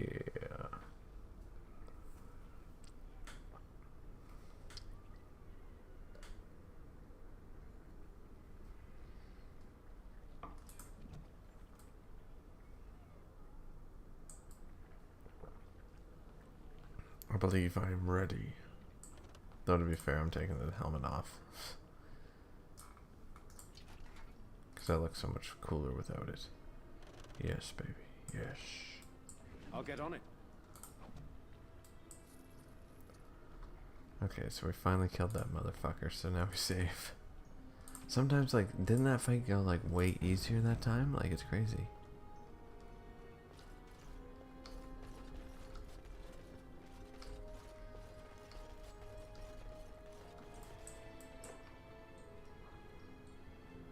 Gift, silver ring. Jesus.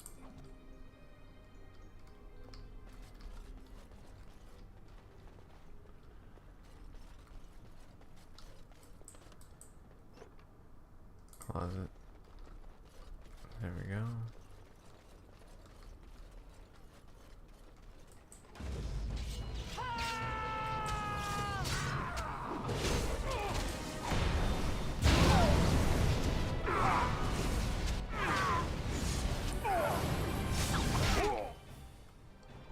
Okay. Fucking Jesus Christ. Just because the one time I wanted that to not happen. I mean, Jesus, come on, guys.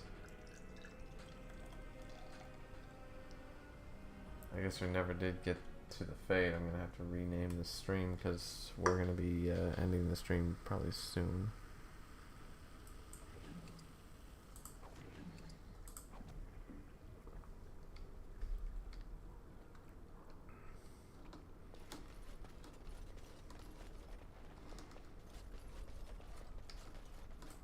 Got it.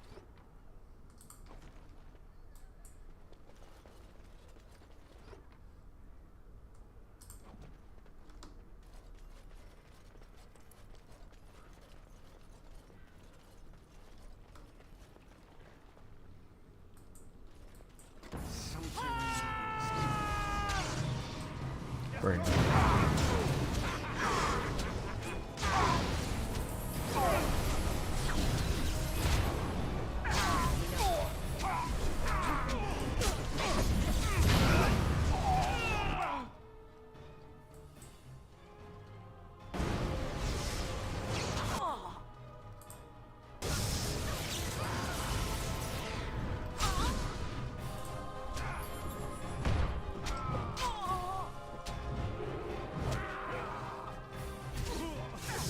Kill the blood mage, for God's sakes.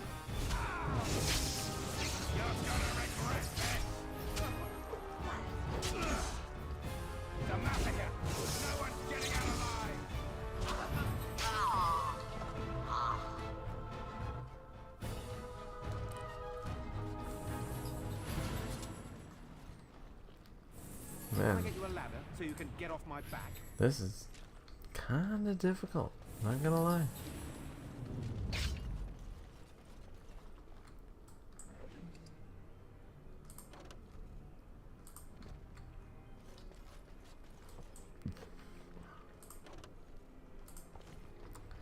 I see, so we have a few.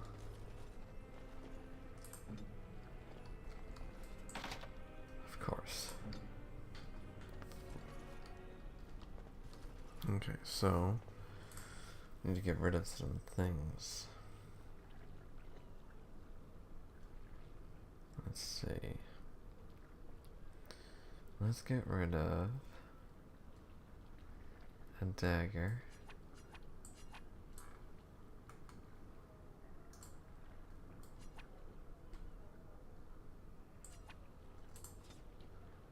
And let's get rid of an ash bow. There we go. So I can still get the iced band, which has cold resistance, probably worth more money. And Now's better than later. the Archon robes, which 3 armor and 2 dispel power. I mean, let's be real. And now is when we enter the Fade officially, and as a Templar no less. Pretty cool. Pretty cool.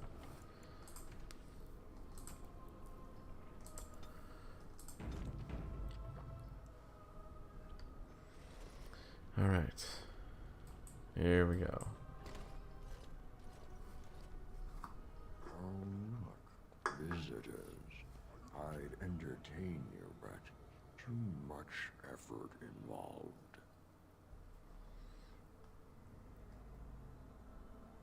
But why? Aren't you tired of all the violence in this world? I know I am. Wouldn't you like to just lay down and forget about all this? Leave it all behind. This is ridiculous. You cannot expect me to rest on a floor sticky with blood. I'll not listen to your lies, demon. You have no power over me. Resist. You must resist. Else we are all lost. Why do you fight? You deserve more. You deserve a rest. The world will go on without you. And now we're in the Fade. Fuck the Fade. It was an old thing that me and my former friend used to say about this game. We love this game. We love the Dragon Age games, but we would always say that this was one of the worst because we didn't understand it, of course, as well. But it was very easy to just say, fuck the Fade. However, we failed to understand that we could get these things, which I believe if we go here, a warden. Welcome, my friend. We fought the good fight and won. Rejoice! Ah, there you are. I'm not disturbing you, am I?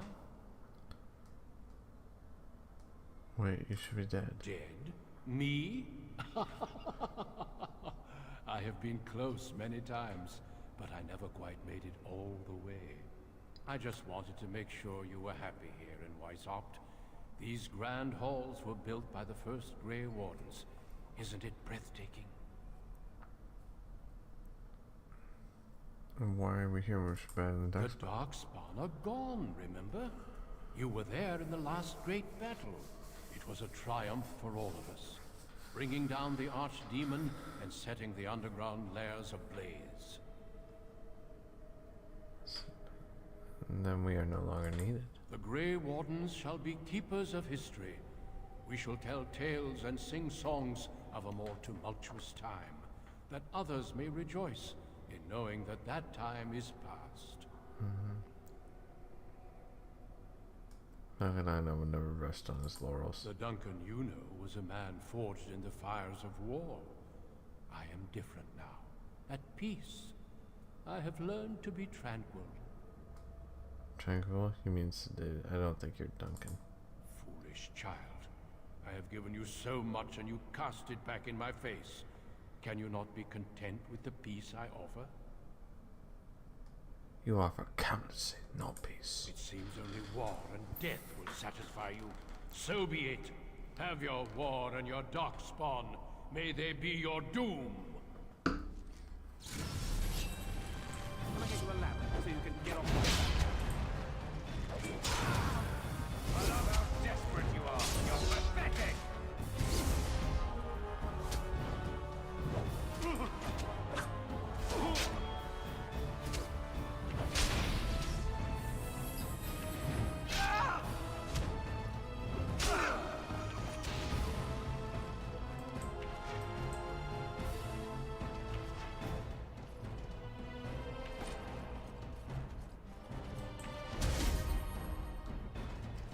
Oh yeah. Lyrium.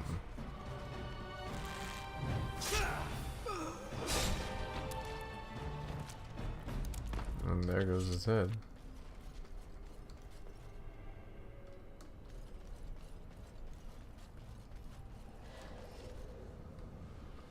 Shouldn't I be able to interact with this though? Or maybe we come back to it later. I'll get on it. Ah, right. I remember you gotta go to each section and it's just miserable.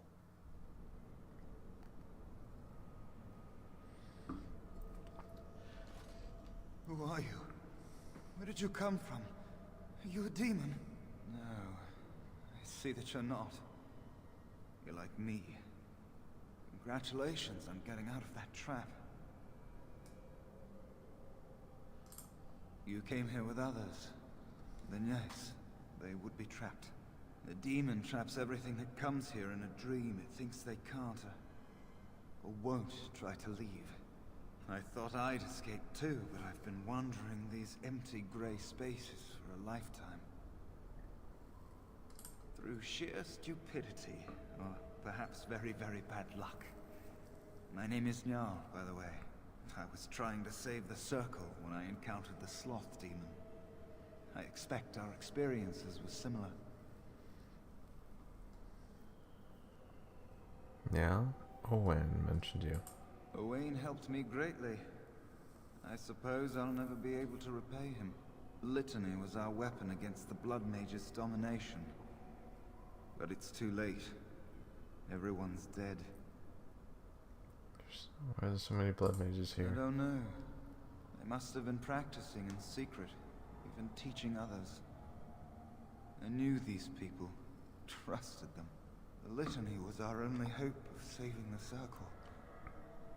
But now, this place drains you of everything.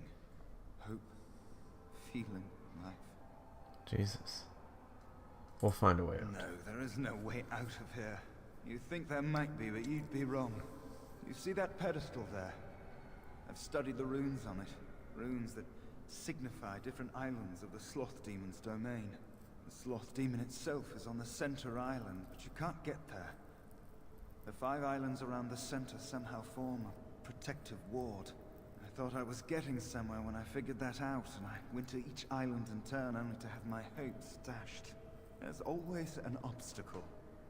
You'll see the path but be unable to get to it. And it taunts you and drives you mad. I don't know.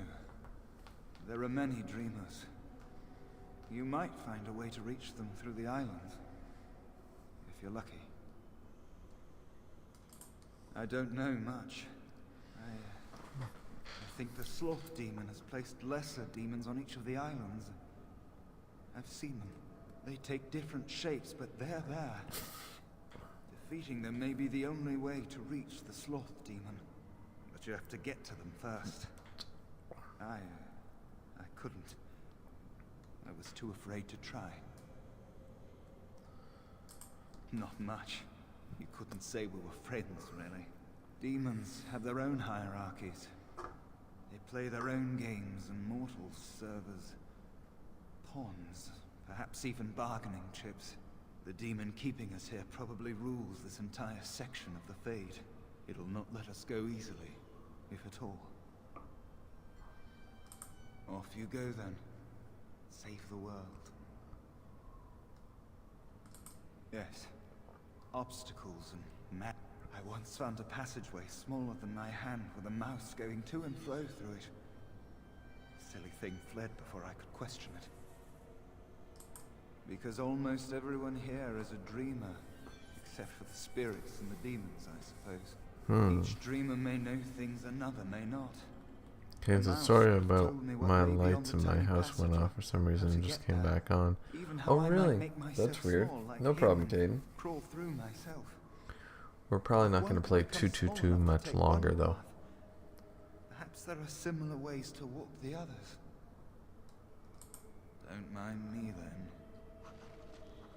Okay, so we're going to be right back. Then we're going to make sure we catch up on our codexes. And then, because we have a couple of things in our codexes, yeah. We're going to catch up on our codexes, and then we are going to continue the Fade a little bit, but I don't want to get through the whole Fade because... And this way I don't have to change the name if I do a little bit of the Fade, you know. And then we can say, getting out of the fucking fade, you know?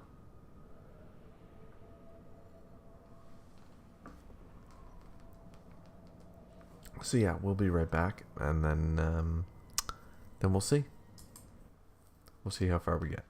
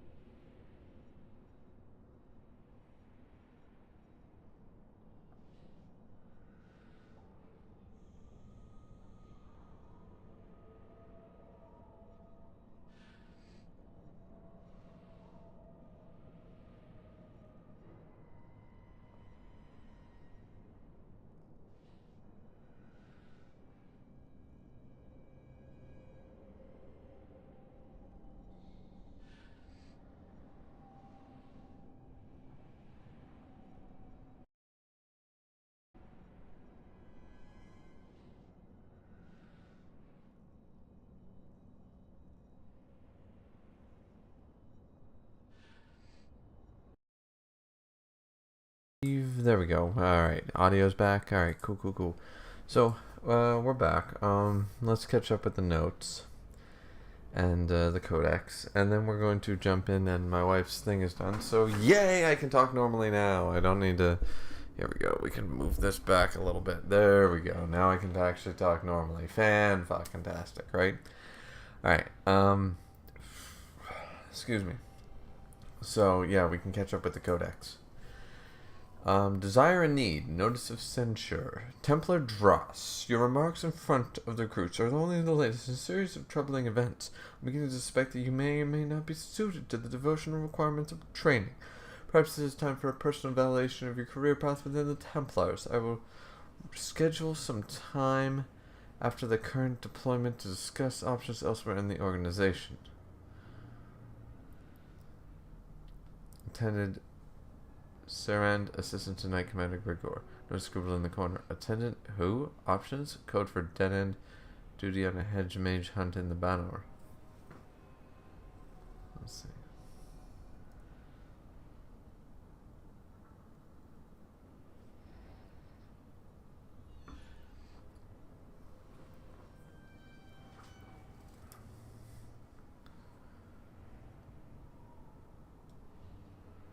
Well, I do feel bad for the guy, but, like, living a lie wasn't the right way to do it either. So let's see, Lyrium. Oh, here we go. Now we got a big one. Caden said, yeah, George married Fred's girlfriend after a few years after his death, and they named their first kid after Fred. I don't remember reading that.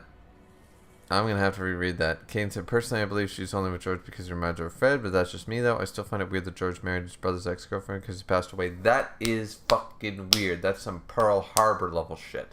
That's Pearl Harbor level shit. And it is still kind of weird, even though Pearl Harbor is a very good movie.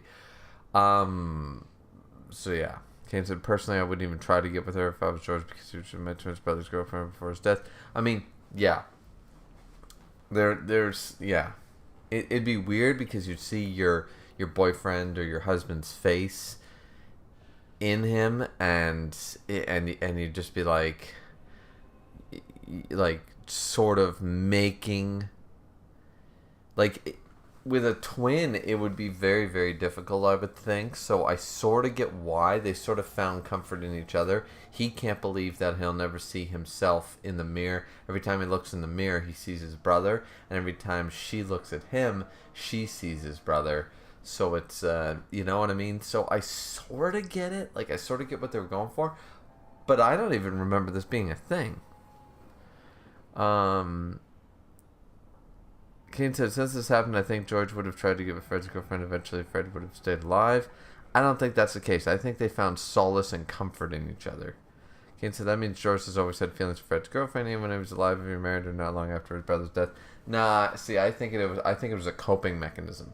I think it was coping.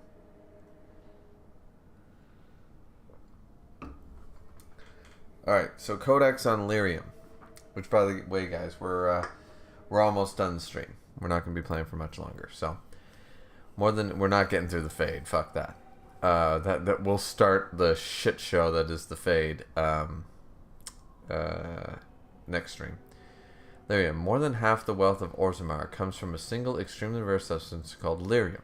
The Chantry believes it to be the waters of the Fade, mentioned in the Cantus of Thrianus, the very stuff of creation itself, from where the Maker fashioned the world. Only a handful of mining caste families hazard extracting the ore, finding veins in the stone quite literally by ear. For it's in its raw form Lyrium sings, and the discerning can hear the sound even through solid rock. Even though dwarves have a natural resistance, raw Lyrium is dangerous for all those but the most experienced in the mining caste to handle. Even for dwarves, exposure to the unprocessed mineral can cause deafness or memory loss. For humans and elves, direct contact with Lyrium ore produces nausea, blistering of the skin, and dementia. Mages cannot even approach unprocessed Lyrium. Doing so is usually fatal. Despite its dangers, Lyrium is the single most valuable mineral currently known, and the Deventer Imperium has been known to command a higher price than diamond. The dwarves sell very little of the processed mineral to the surface, giving the greater portion of what they mine to their own smith, who uses it in the forging of all the truly superior dwarven weapons and armor. Of course, the dwarves are still miners, and they forge all the cool-ass weapons. What processed Lyrium is sold on the surface only goes to the Chantry, who strictly control the supply. From the Chantry, it is dispensed both to the Templars, who make use of it in the tracking and fighting Maleficarum, and to the Circle. In the hands of the Circle, Lyrium reaches its fullest potential.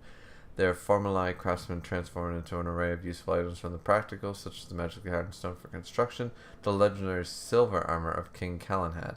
You mean the dwarves didn't make King Calenhad's armor?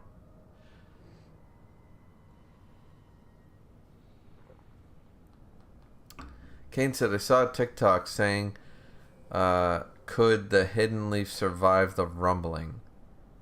Yes, the Hidden Leaf could dogwalk the rumbling. Yeah, Attack on Titan trash, man.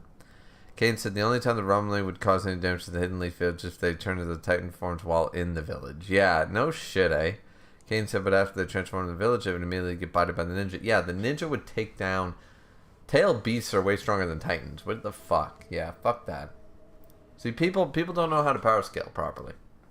Like, even I'm at fault for not power scaling properly at times, but, like, you know, it's sort of like people like, oh, Saitama's the strongest, or I don't know, like, oh, Naruto can body, you know, Toriko, Bleach, and Dragon Ball Z all in one hit. And it's like, alright, you do know you're full of crap, right? You do know. Kane said, and if they're marched towards the Hidden Leaf Village, Naruto and Sasuke would just blow up the entire army before they got relatively close to the village. Exactly. Like, I haven't read or watched Boruto because fuck that, but... And I heard they got nerfed, but, yeah. The ones that I left off with would have done that. To continue, Lyrium, when mixed into liquid and ingested, Lyrium allows mages to enter the Fade fully aware, unlike all the others who reach it only while dreaming. Such potions can also be used to aid in the casting of especially taxing spells. For a short time, granting a mage far greater power than he normally wields. Lyrium has its costs, however. Prolonged use becomes addictive, the cravings unbearable. Over time, Templars grow disoriented, incapable of distinguishing memory from present or dream from waking. They frequently become paranoid as their worst memories and nightmares haunt their waking hours. Mages have additionally been known to suffer physical mutilation. The Magister Lords of Divinity Imperium were widely reputed to have been so affected by their years of Lyrium use that they could not be recognized by their own kin, nor even as creatures that had once been human. And this is by Brother Jenna TV once again, but holy shit. Like, so they literally, it's Gollum. The Lyrium is literally Rings of Power, you know?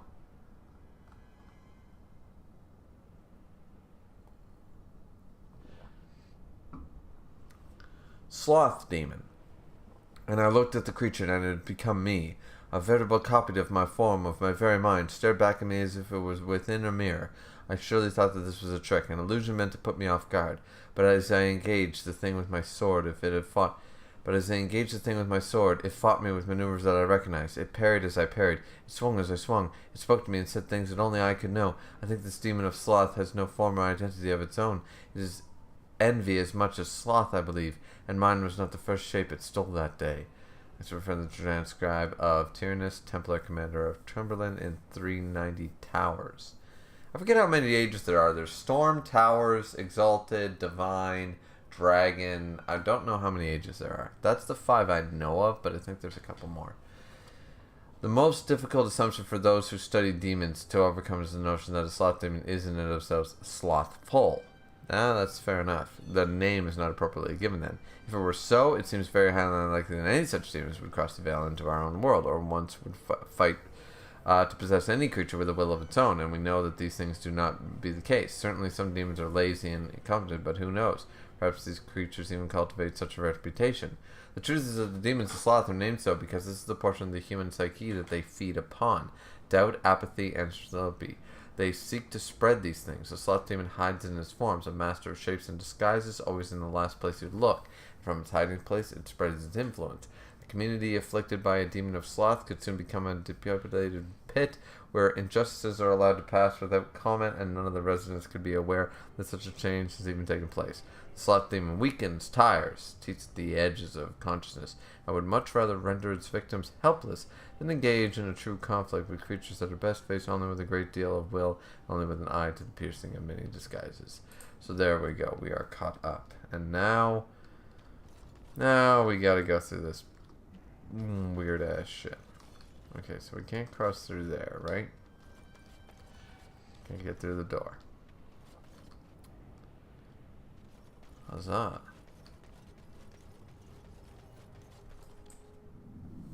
Fade portal time.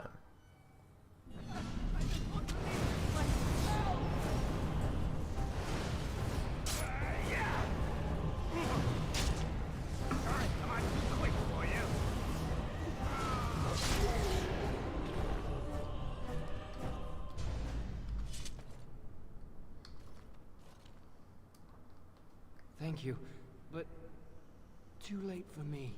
Aw. Yavina, the demoness that rules here. She protects her master, Sloth. There's a door only demons can see. The key must be in another realm. Take my power.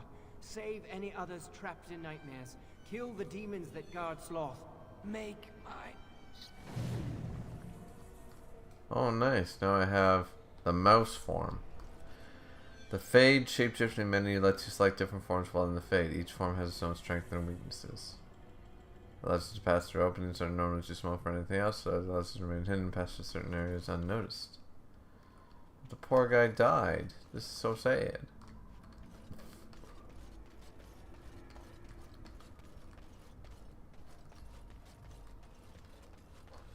Isn't there at some point you can see the Black City from here or some shit? Like the idea is you go into the Black City, like you can see on the outskirts or some shit. I looked into your future. Mouse hole. Oh.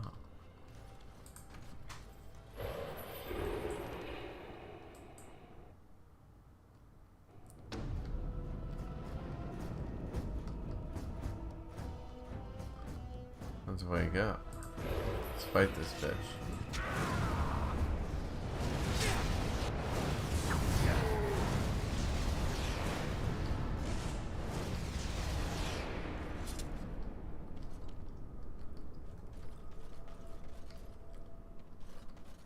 There we go. I'll get on it. Beyond the veils of spirit and demons. Can I get you a ladder so you can get off my back?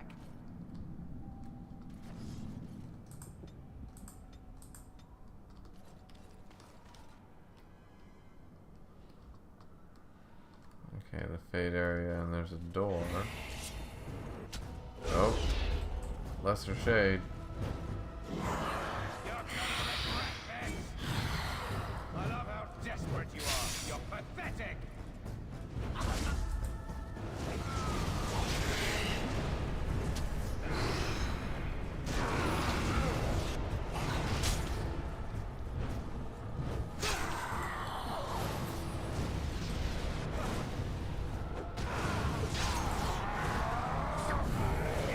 There we go.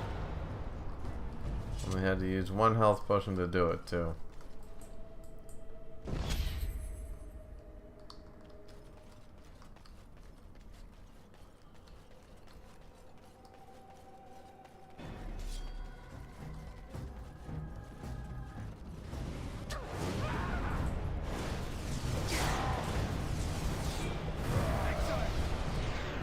Dead like a donkey.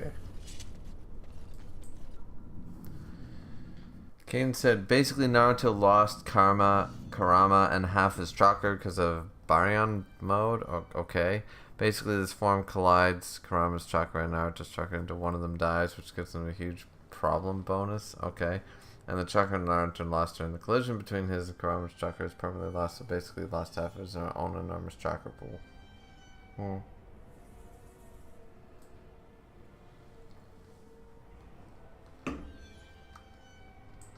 Well, that's pretty stupid. Something happened, didn't it? You look a little different. What happened? I became a mouse. Did you? Did it help? I know I saw the tiny holes. Were you small enough to get through? I don't know. You're so much braver than I am. I was so sure it was impossible to get anywhere. Do you think you could learn other shapes? Maybe they could help you get to places you couldn't otherwise. Maybe.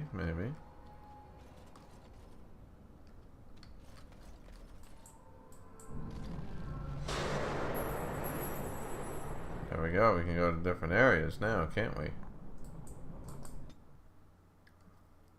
Now, when do I get the ability to take this shit, though?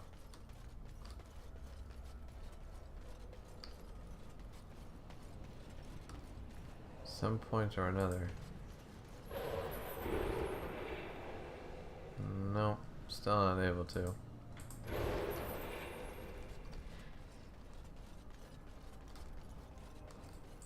right, all right. Let's go to the Burning Tower first. Let's see. Kane said, and Sasuke got caught off guard and got his Rinnegan stabbed by Boruto when he was possessed, which makes no sense since he can teleport. Yeah, that makes no sense. Literally the Burning Tower, I see. There is a mouse hole. That's good.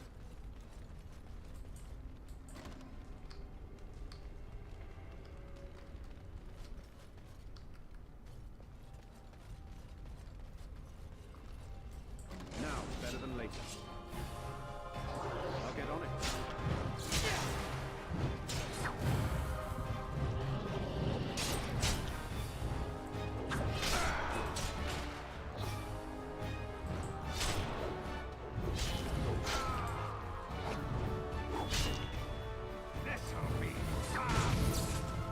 There we go. Take him down.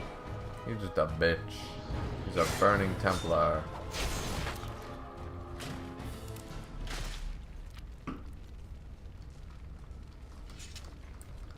Well, all I can say about the sound of it, Boruto fucking sucks. Like, I already knew that, but, you know. Now is better than later.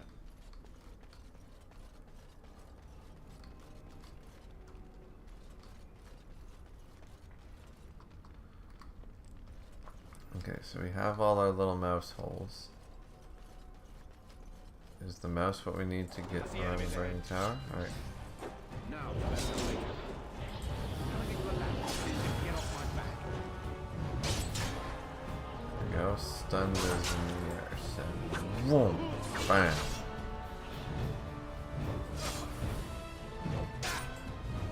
Bam! Knock him down. Take full advantage of it. Kill his ass. Yeah. No chance. No chance at all.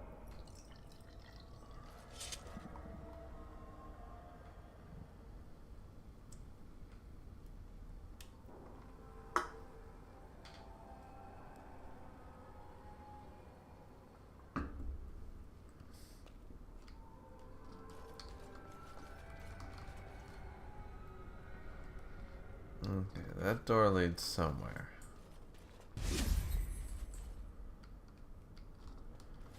Massive force to break through, eh? That one leads to fire. This one leads here. There are mouse holes to do. Alright. Let's just go. Saving game. Now where am I?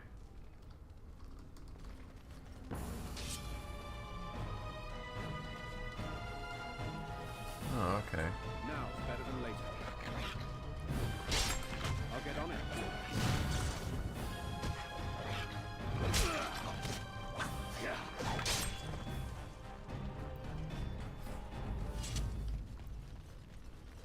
And of course, the Burning Man eventually needs to get through this shit. Watch in horror as I rip you apart.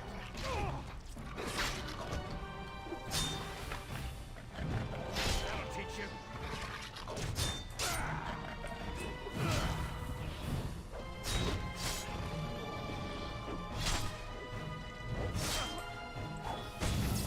There we go.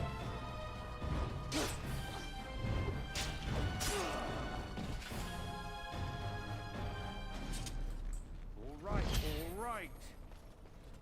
And we got a mouse hole there.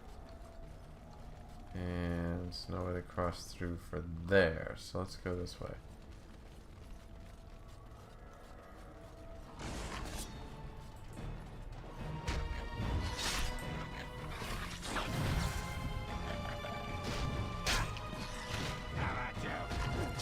Hate to kill the dogs, but it is what it is, right?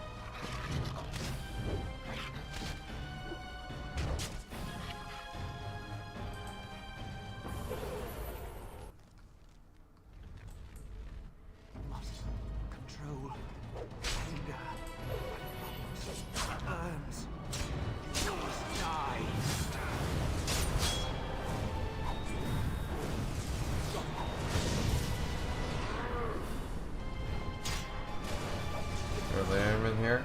There it is. So you can get off my back. There we go.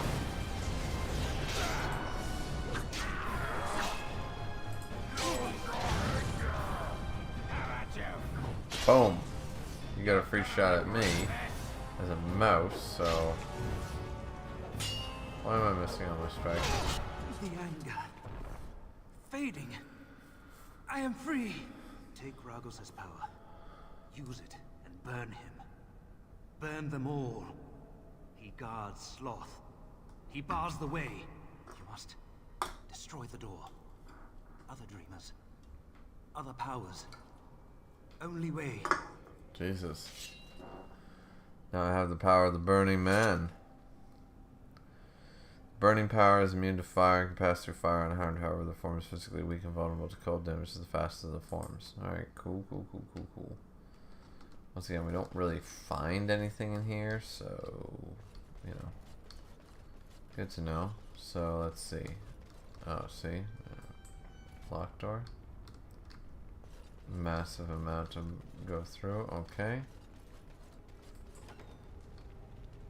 Okay, so that leads there. What's the Fade pedestal lead to, though? Now's better than later. Oh, I see. Okay. Well, we'll stay here. I want to stay here, can I? There we go. Codex the vet. Alright, cool. Alright, I want to stay here for now. Because I want to Burning Man my way through shit. Kane said, power bonus, sorry about that. Kane said, well, in barrier mode, Naruto cannot do no type of ninjutsu, he can only fight with taijutsu. The fuck? Kane said the form only lasts about 10 minutes, and if you use any ninjutsu just to cut down the time for the form, if it lands hit on you while in this form, you cut away your life force. Jeez, what the fuck is going on in any of these? Let's see.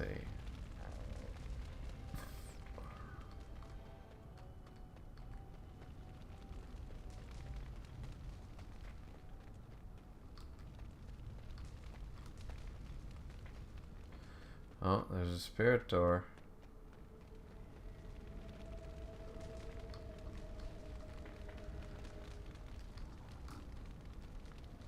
Let's see. I can't cross into it though.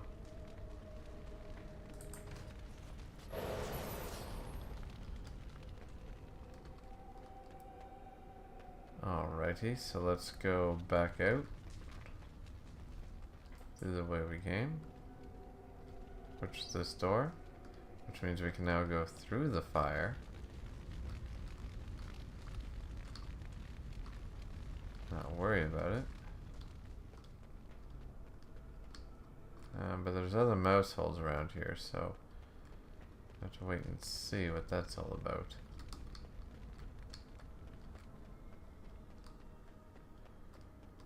But at least we got the Burning Man form early, sort of early on, realistically, so. There's a mouse hole. But then if we go through this fire, what else we got? There's another mouse hole over here or anything?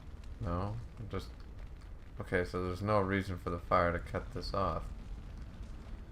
Well, that's kind of stupid. And fire, fire. Okay, so let's do most of the time. Can I get you a ladder so you can get off my back?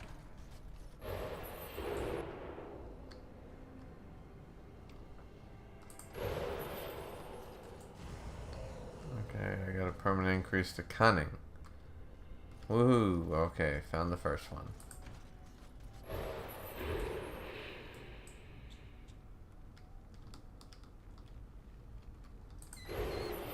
Way too slow.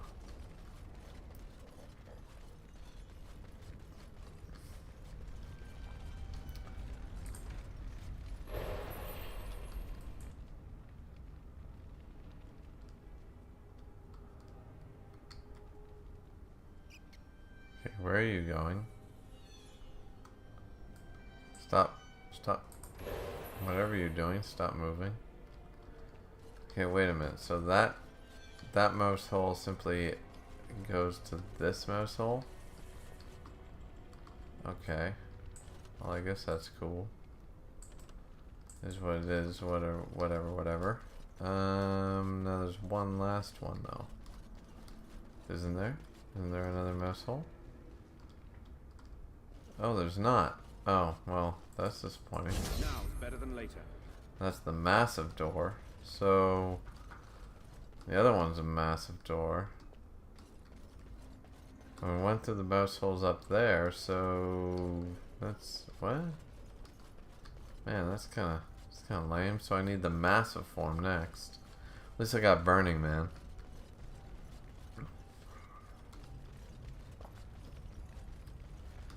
Okay, cool. Fade pedestal. Let's go to the Mages Asunder then.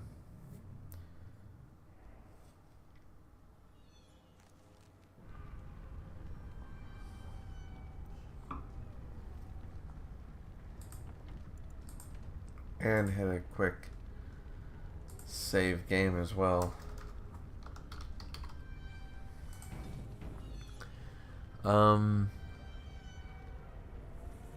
Kane said that's why a lot of our fans hate Boruto, because he purposely weakened Naruto so the sun could surpass him eventually. Kane said people are still trying to say Luffy has Toon Force. They used the argument that in the manga said that Luffy unlimited by his imagination. See, that's weak sauce, yeah. He doesn't actually have Toon Force. Kane said, but what it means is that Luffy can do whatever he wants with his body, and whatever he touches with his imagination, he can't just turn somebody into a sandwich like somebody with Toon Force. Yeah. He doesn't actually have Toon Force. Okay, let's see. Can I get you a ladder so you can get off my back?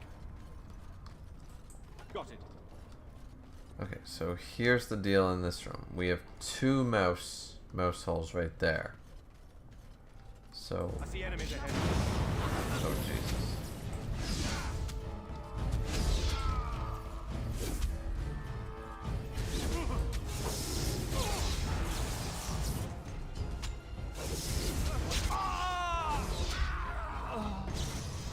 I'll get on it.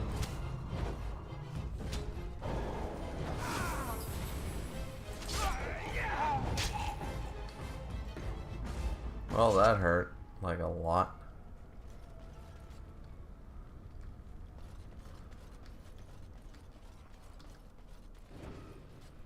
As they called this Mages Asunder for a reason, I guess.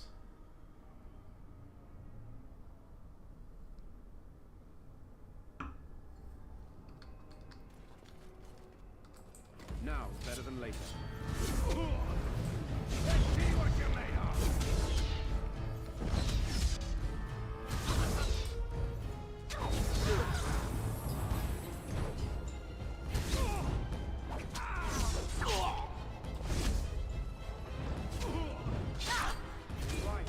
Right. That'll teach you. Bam! Look at that.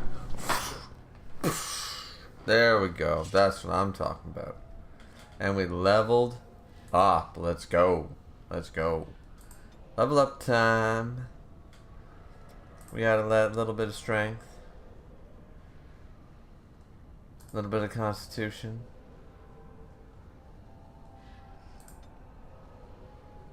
Yeah. Because we're going to need... How much strength are we going to need total? Well, we don't need any of that, so we're gonna need 40 strength total to get where we need. 34 strength. We couldn't have gotten there anyway, so that's fine. We couldn't have gotten there either, so yeah, it's all good.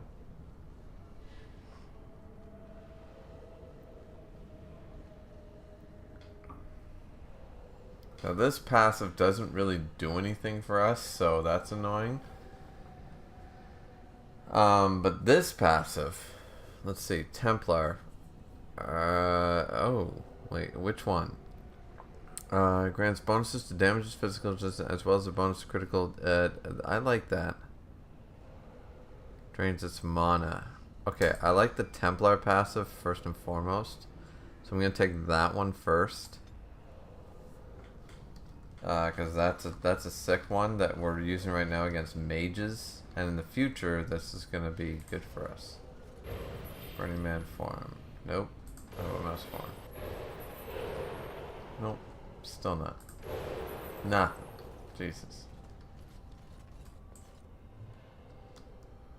Okay, we're getting codexes. We're gonna have to read the codexes next time though, because we're running low on time, and I just want to get a few more things done before we're done.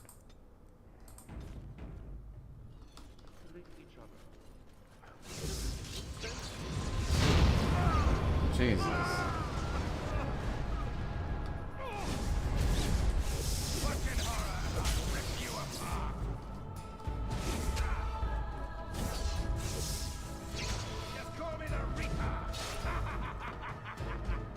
Jesus. These guys really off themselves. What the hell? What the crazy hell in a handbasket was that? Okay, let's let ourselves heal up from that ordeal.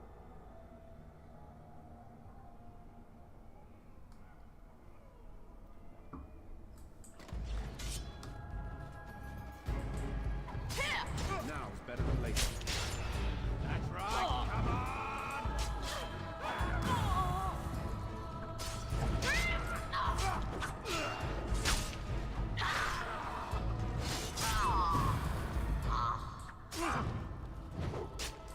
I'll get on it. Got it. There you go. How about that?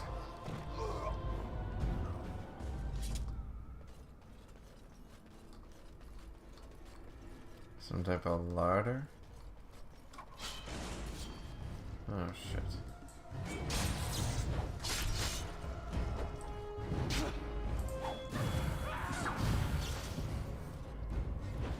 Boom, baby.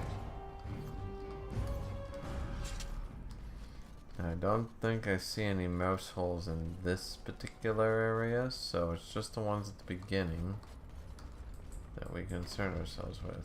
Okay, and then Burning Man ourselves.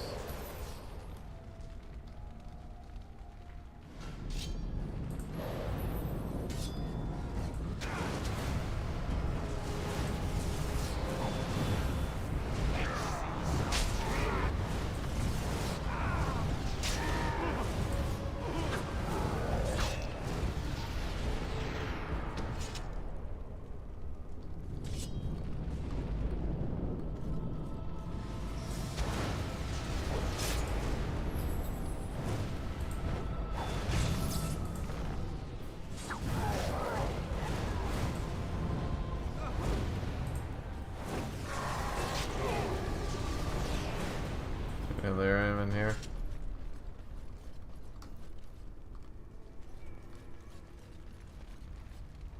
Okay, that's as far as we got.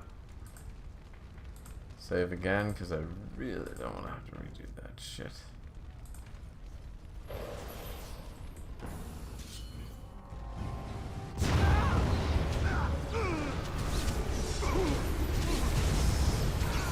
Oh, okay. Yeah.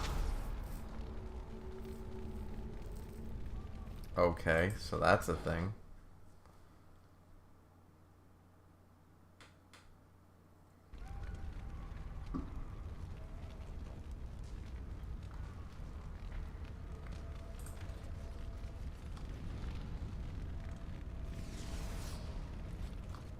Fuck. Let it turn into the Burning Man form. Let's see, full health. Let's open the door and run away. And then, nope. If they want me, they can come after me. Oh, they did. Oh, bitch, did they ever.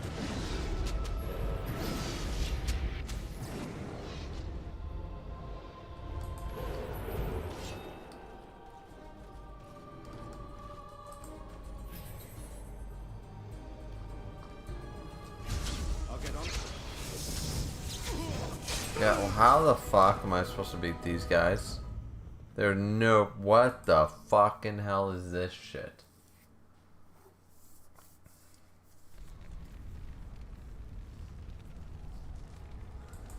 Okay, so this is fucking bullshit. This is.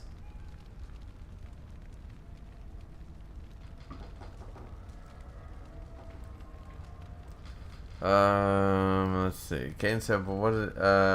How strong would someone be if they had the Sage 6 Best with all 3 advanced swords, hockey, and Zombug Toe? They'd be dummy. They'd be dummy strong." Kane said, "It almost feels like you're in a dream world, trying to awaken latent powers within you. That's basically what's happening." Kane said, "They just started hitting you with all types of spells as soon as you walked through the door. Last time I checked, you were not a tank." No, I am not a tank. This is so sad. Here's what we're gonna do. Open the door and run the fuck away. Let these fuckers come after me. Yeah, I'm immune to the fire, but you gotta get the fuck up. Ow.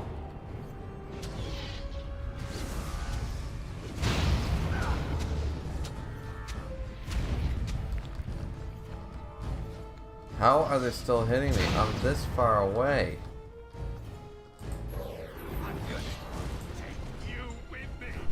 I can't get back to the Lyrium in time. What the fuck is... we might end this here, man. I'm pissed.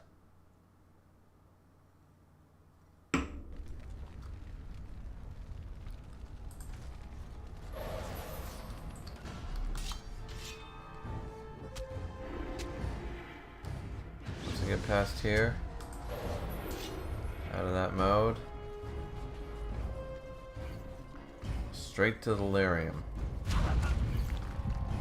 There we go.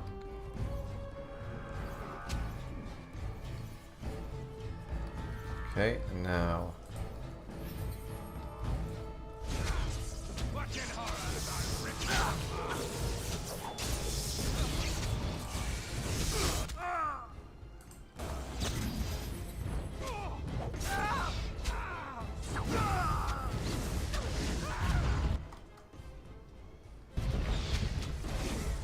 Can't get up in time. I can't get up in time. You will never have me. Why are they getting up so much quicker than I am? Oh, they're suicidal. They killed... Wait. They killed themselves. Okay, I think I survived that. I'm gonna save that because that killed quite a few of them. But that's what was happening. It wasn't that they were like launching so many spells at me and it was like unfair. They're actually killing themselves. Okay, this guy got to come through against me. Come on. Come on, you little shit.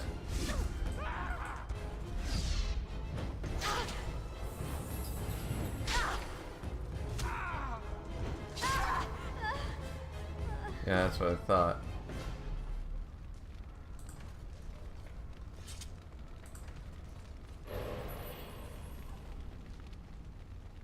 Yeah, what do you think of that? How do you like me now?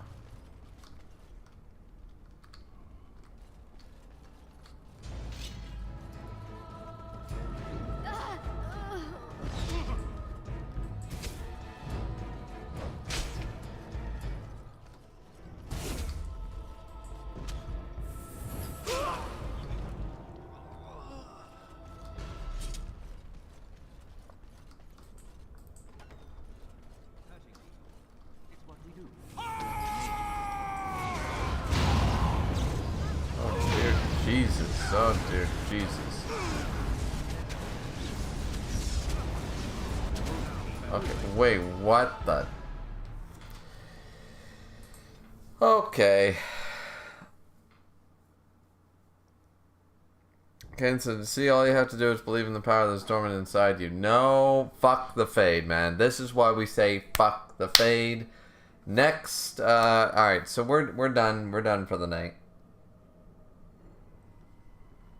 We got as far, I wanted to get a little farther, but I mean, it is what it is. We're going to have to read the codexes at the beginning of the next stream.